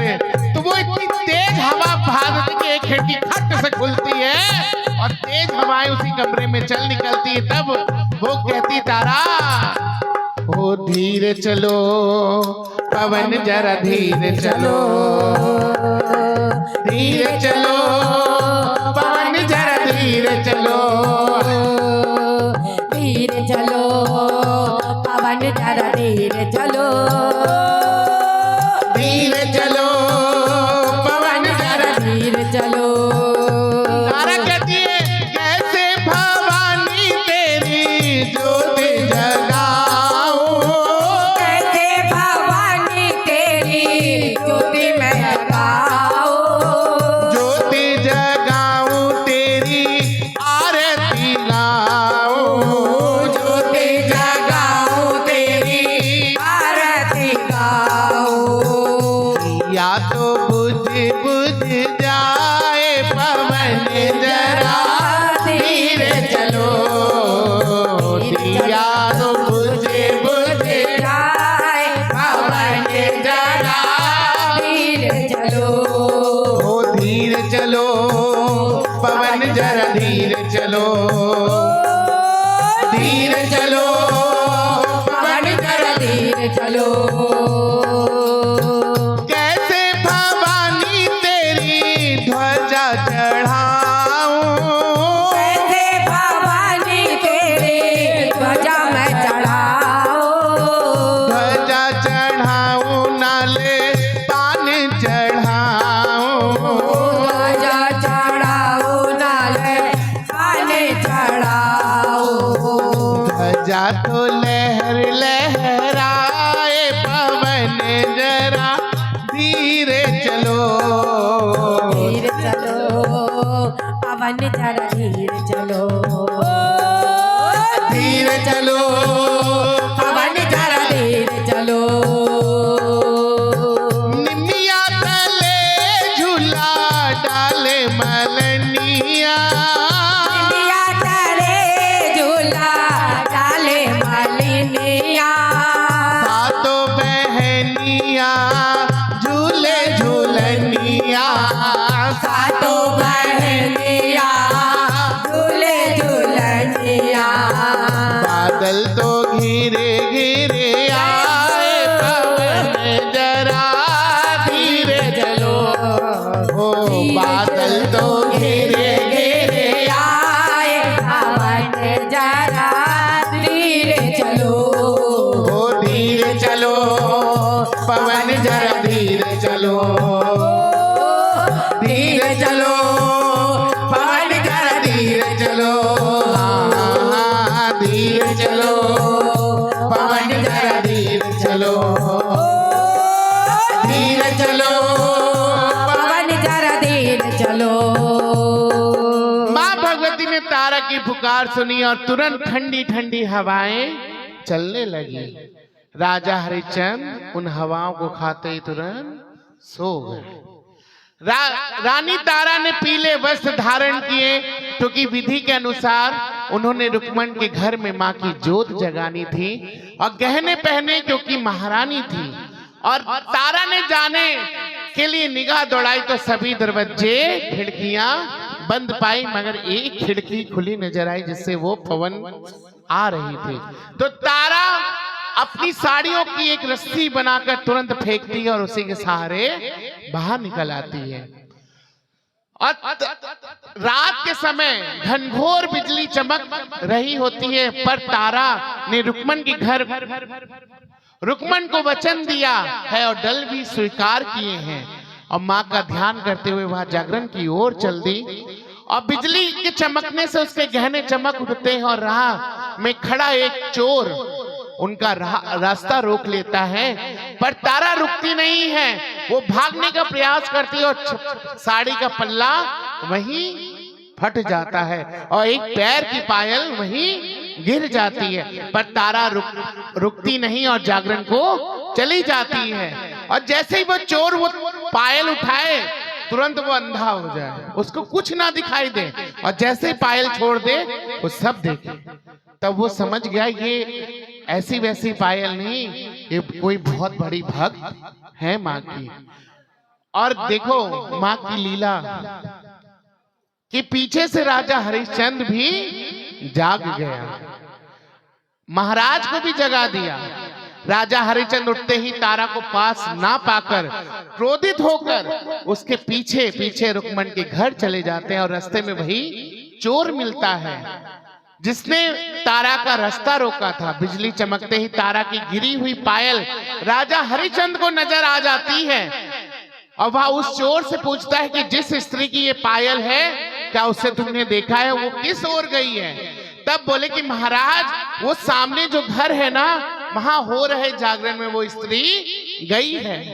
तो राजा हरिश्चंद्र वो पायल उठाता अपनी जेब में रखता है और उसी जागरण की ओर चल देता है, और जागरण के जैसे ही वो गेट के अंदर जाने लगता है, वही सेन भगत जो उनकी हजामत बनाता है वो खड़ा होकर दरबार रोक देता है कि महाराज आप अंदर नहीं जा सकते, क्योंकि पहले के समय में जो जागरण होते थे वो बंद कमरों में होते थे, खुले आसमान में नहीं होते थे।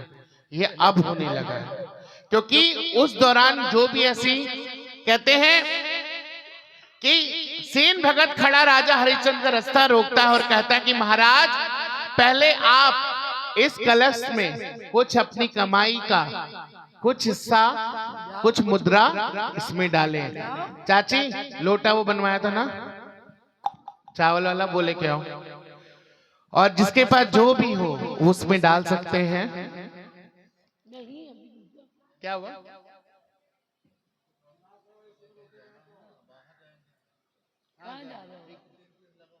ठीक है ठीक है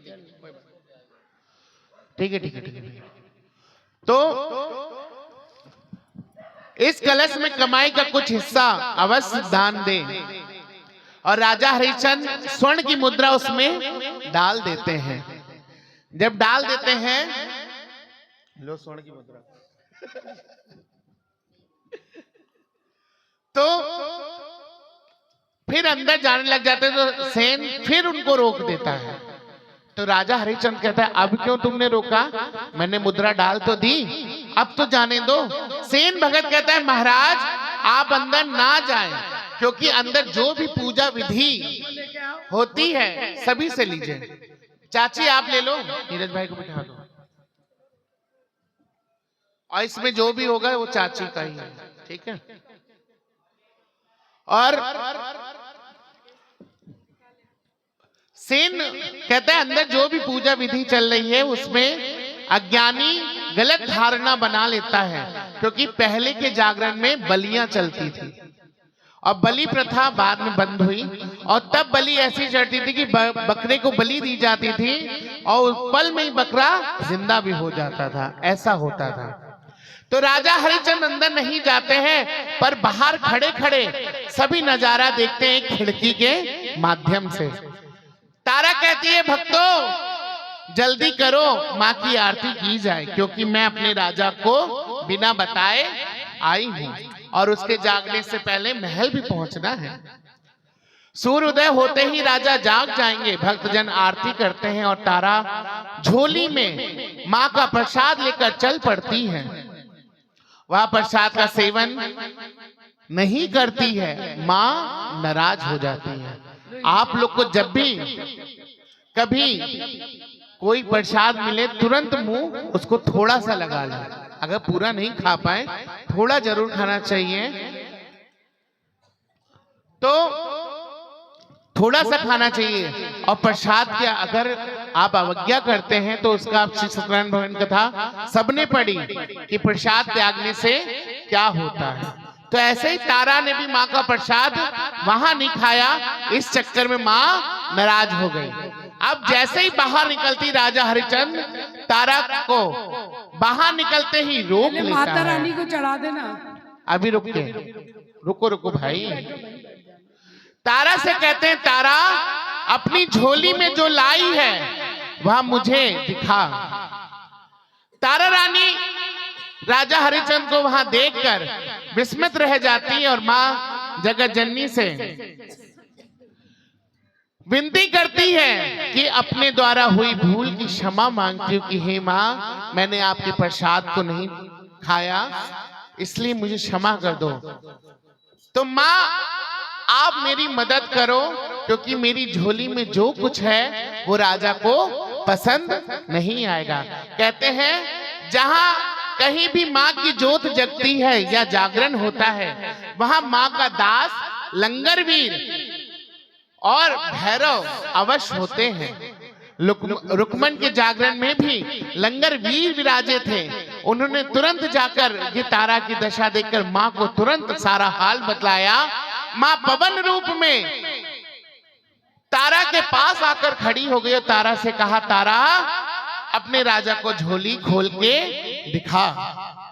पंडित जी प्रसाद चढ़ाइए, जो मेवे वाला, पंचमेवे वाला बस मैं चढ़ा के सबको दो और सभी की झोली में डालें, थोड़ा थोड़ा, ज्यादा भी डाल सकते हैं। तो झोली जो भी झोली में प्रसाद है राजा को अच्छा लगेगा। तारा ने मां के आदेश अनुसार अपनी राजा को झोली दिखा दी। झोली में 5 प्रकार के, खुश रहिए, 5 प्रकार के मेवे थे। और राजा ने तारा के तो तेरी झोली में केसर, चावल आदि और कुछ वैसे ऐसे अभक्ष्य पदार्थ थे जो हम लोग नहीं खाते, उसने वो भी डलवाई थी। तो माँ अपने भक्तों पर मेहर नजर होती है तो अनहोनी को भी होनी कर देती है और होनी को भी अनहोनी कर देती है। राजा ने कहा, तारा रानी मुझे पंथ बताओ, मैं भी माँ की भक्ति मार्ग पर चलना चाहता हूँ।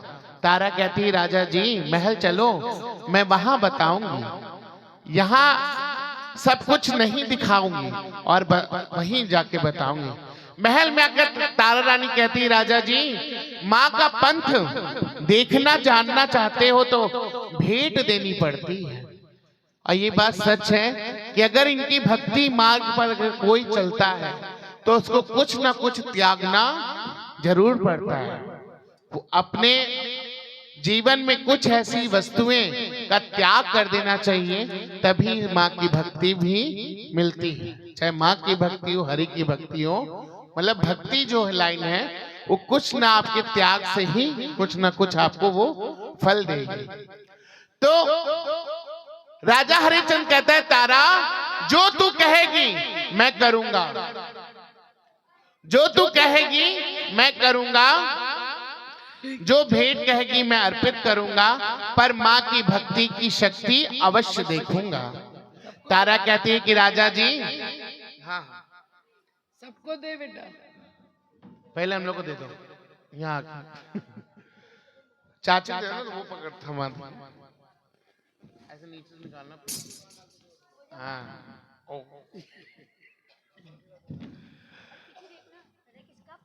अरे चाचा का था फूट गया।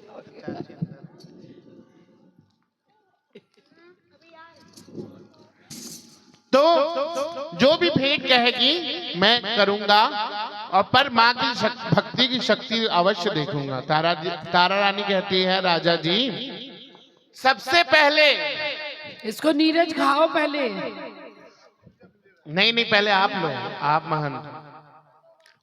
तो सबसे पहले आप अपने इकलौते बेटे का शीश काट के लेके आओ। तारा रानी हाँ, तारा रानी कहती है कि जाकर अपने बेटे का शीश काट कर ले आओ। तारा कहती राजा जी अब अपने प्यारे घोड़े का भी शीश काट कर लाओ, उसका मुझे हवन करना है। राजा हरिश्चंद्र अस्तबल जाते हैं, घोड़े का शीश काट कर ले आते हैं, और तारा कहती है महाराज जी अब इसके छोटे छोटे टुकड़े करके देग में डालो, मतलब पतीले में। चाची 11 जगह हलवा चना दोने में लगा के ट्रे लग के माँ के पास रख दीजिए, ढक के रखेगा।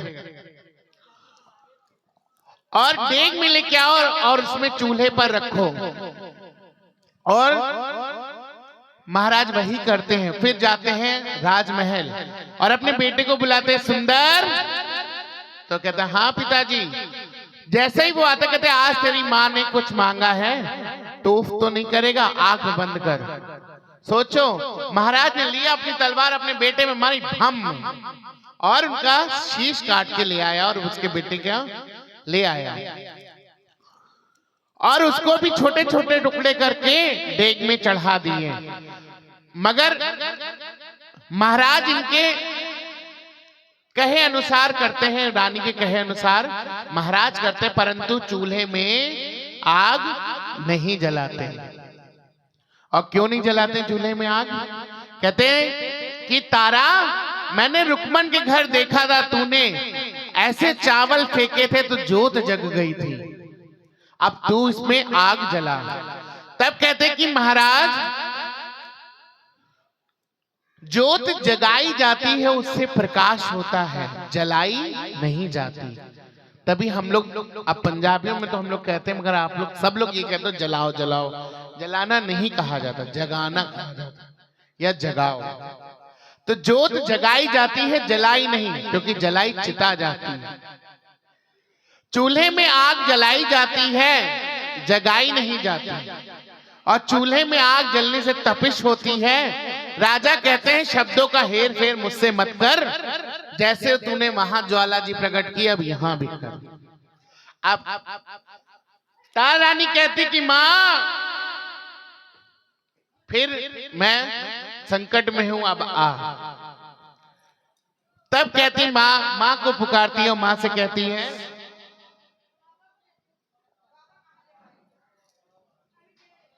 जयकारा ज्वाला माई जी दा, बोल सच्चे दरबार की जय। हो जागो ज्वाला माई, जागो माई जागो, जागो जागो माई जागो, हो जागो ज्वाला माई, जागो माई जागो, जागो जागो माई जागो, तेरा वाली जागो, तेरा वाली जागो, लटा वाली जागो। लाला माई जागो। तारा रानी माँ से कहती कि माँ आज तेरी बच्ची विपदा में है, अब तू ही आके बोल।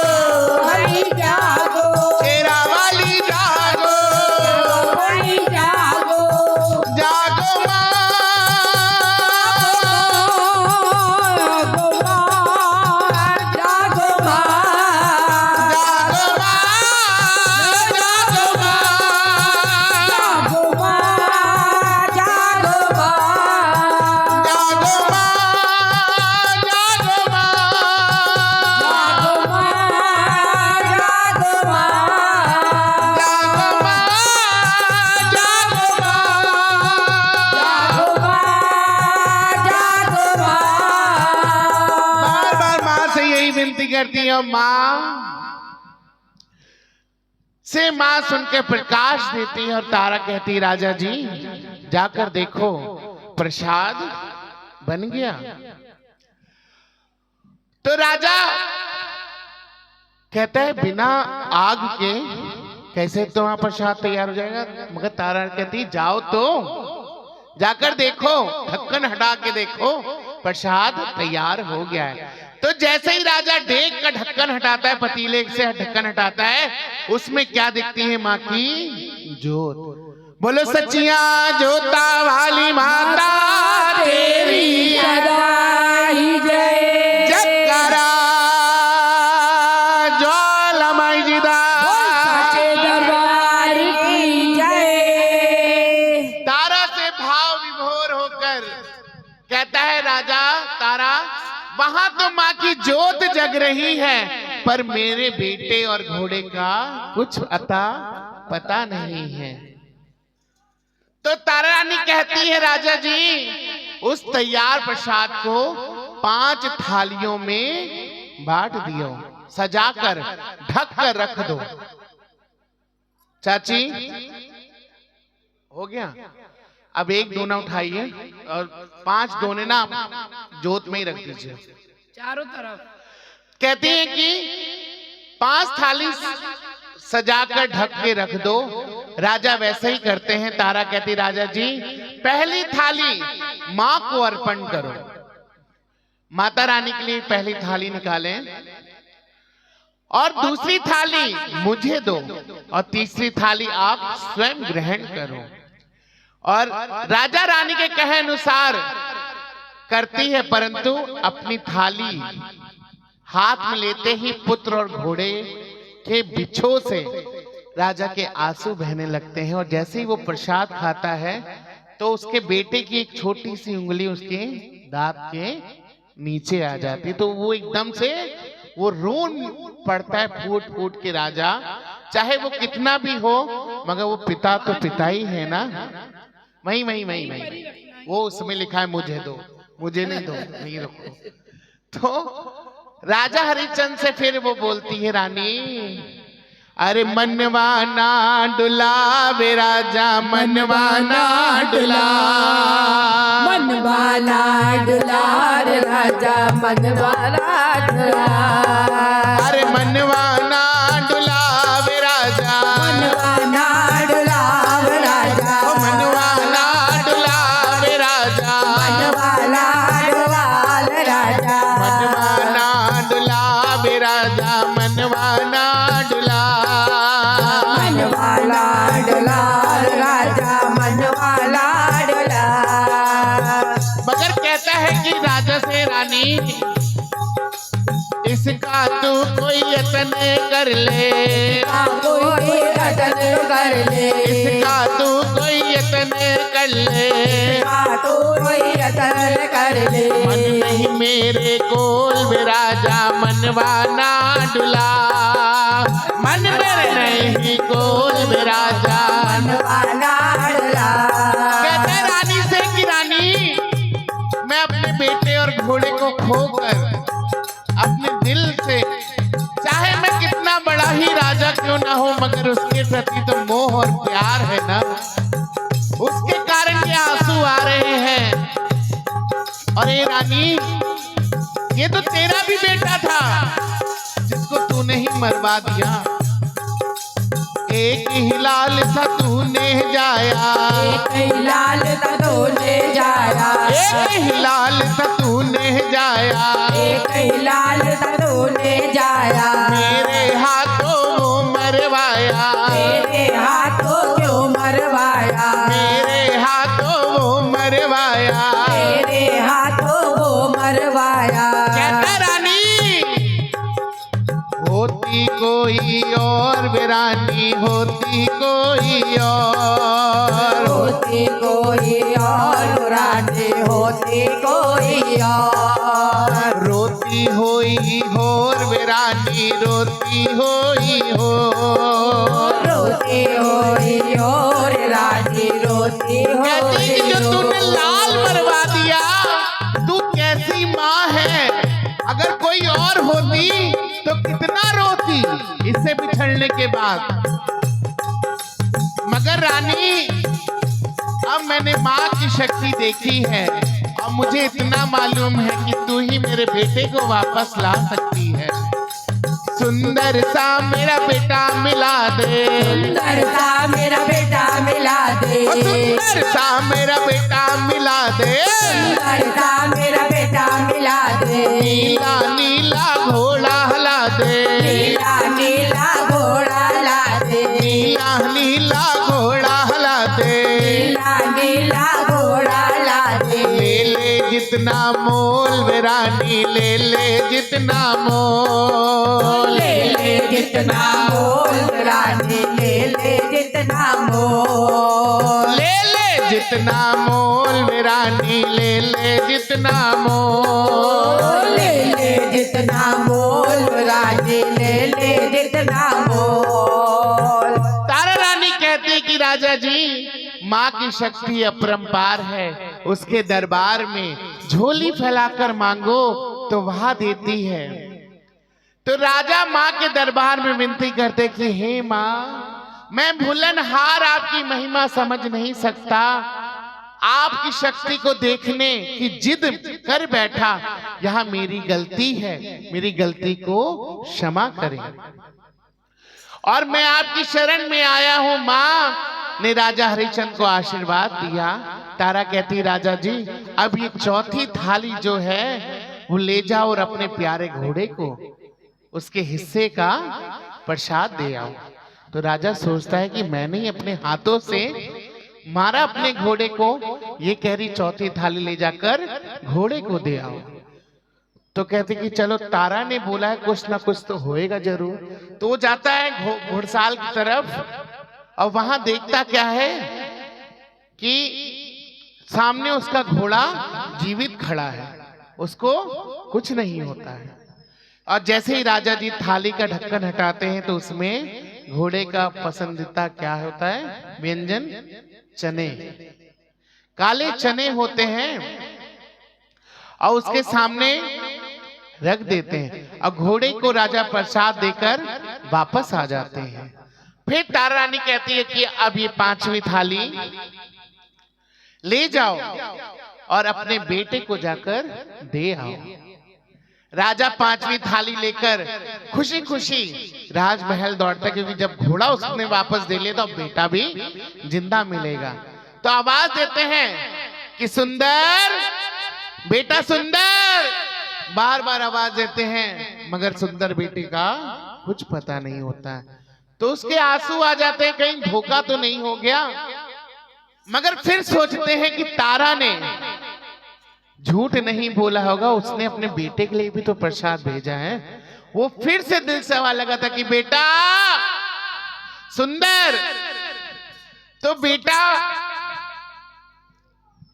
सामने से हंसता मुस्कुराता हुआ बेटा आता है और कहता है, पिताजी आज तो मैं जगत जननी के बाग में रतन हिंडोले में बैठा, मतलब झूले में बैठा, माँ से मिश्री और मेवे का प्रसाद सेवन कर रहा था और इतना सुंदर नजारा छोड़कर आना पड़ा।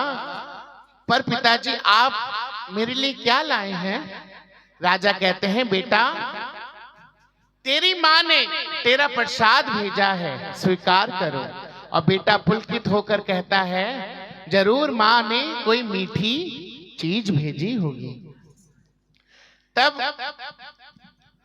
जैसे ही वो ढक्कन हटाता है उसमें देखता क्या है, स्वादिष्ट सूजी का हलवा, रवे का हलवा होता है और बेटा प्रसाद का सेवन करता है।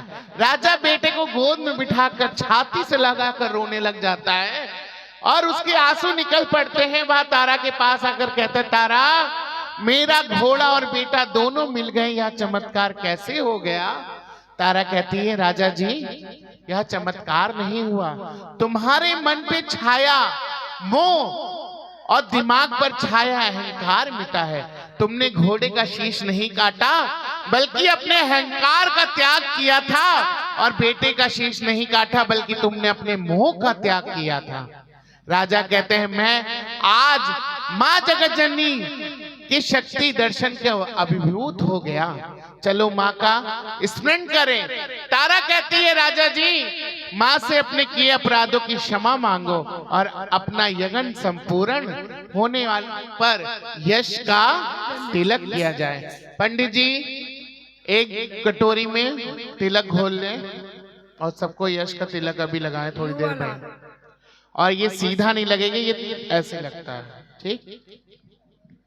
और आज के बाद माँ के पंथ मतलब भक्ति मार्ग के पुजारियों को यहाँ आशीर्वाद होगा कि जो कोई भी यश कीर्ति वाला तिलक अपने मस्तक पर लगाएगा वह अपने कार्य क्षेत्र में परिवार में यशस्वी होगा।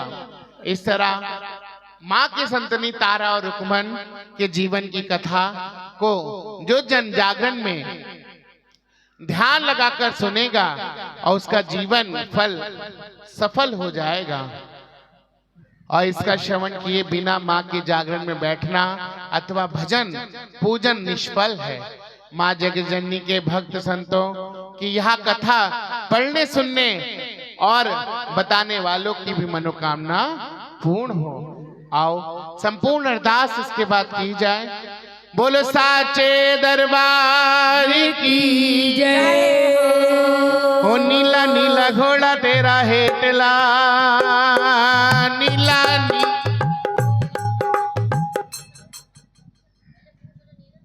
हेलो ऐसे यूं लगाना है पंडित जी। सभी को लगा दीजिए और हम लोग को भी लगा दीजिए और जितने भी म्यूजिशियन भाई हैं वो आ जाएं।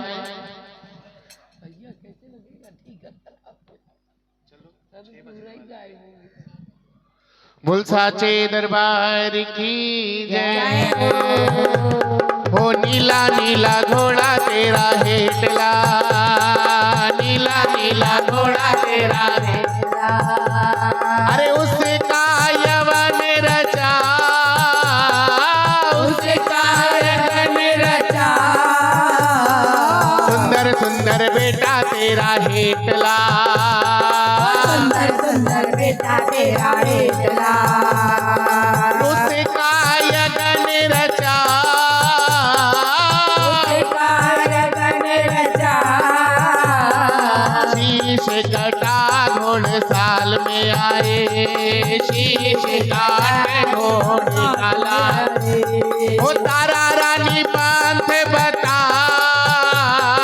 तारा रानी पंथ बता जागो जागो ज्वालामुखी जागो जागो ज्वालामुखी तारा रानी ने टेर लगाई तारा रानी ने तेरे लगाए जागी जागी जोते अखम ज्वालामुखी जागी जागी जोते अखम ज्वालामुखी जगमग जोत जगी जगमग जोत जगे कहो राजा के दुख करता कहो राजा के दुख करता क्यों आंसू है बहाए आंसू है बहाए घोड़े का रानी में दुख करता घोड़े का रानी में दुख भरता बेटे की याद सताए की याद सताए घोड़ा और बेटा दोनों पाए घोड़ा और बेटा दोनों आए ओ राजा हरिश्चंद्र राजा खुशी मनाए हरि सब राजा खुशी मनाए तारा जो मांगो सो मैं दो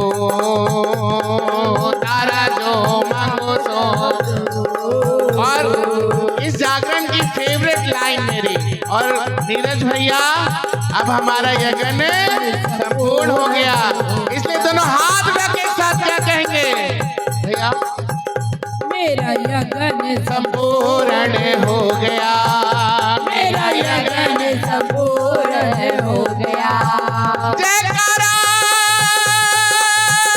शेरावाली जी दा हरि रे दरबार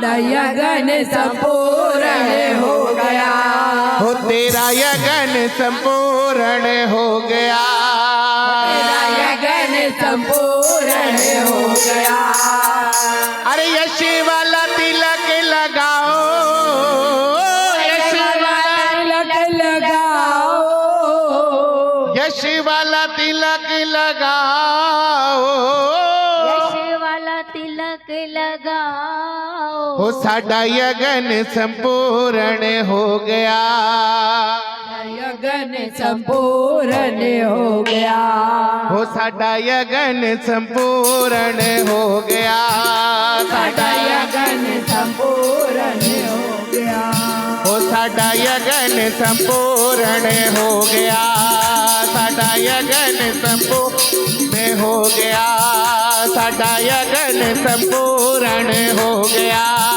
साडा यगन संपूर्ण हो गया शेर सवारी मैया आई, शेर सवारी मैया अरे आगे आगे वीर हनुमान आगे आगे हनुमान हो आगे आगे वीर हनुमान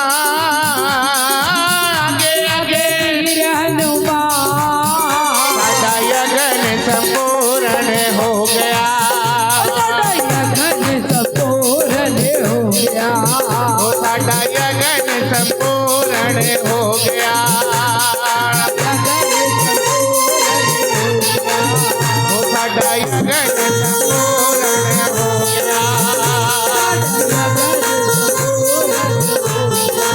और भाई सबको माता रानी के जागरण की बहुत बहुत बधाई हो।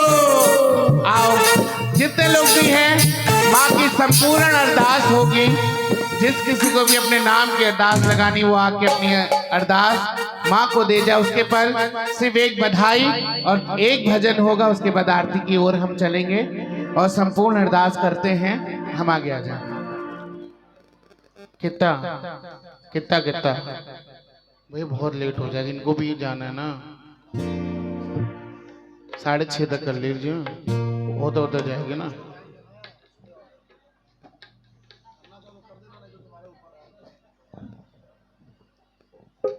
हाँ 7 बजे तक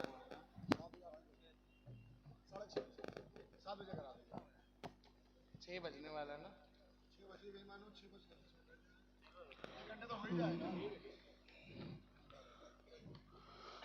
जी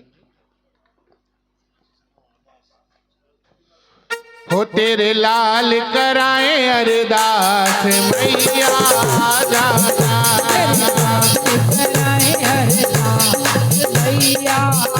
अरे आ जाना आ जाना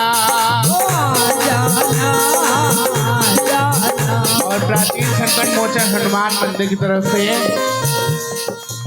हो मेरे बाबा की अरदास मैं अपने सुख चरणा में पास हो जब जब आवे तेरे पास हो तेरे लाल कराए अरदास मैया जाना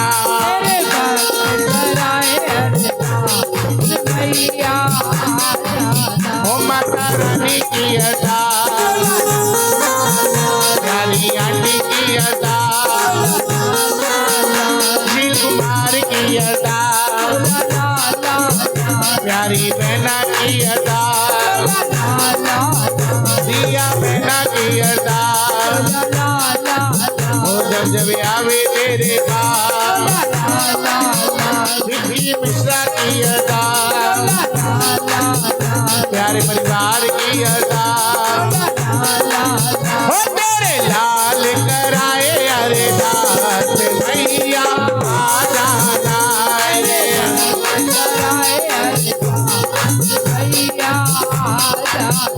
वैभव दीवा की अरदास प्यारे भक्तों की अरदास पंकज सिद्धि की अरदास जब जब आवे तेरे पास हो तेरे लाल मैया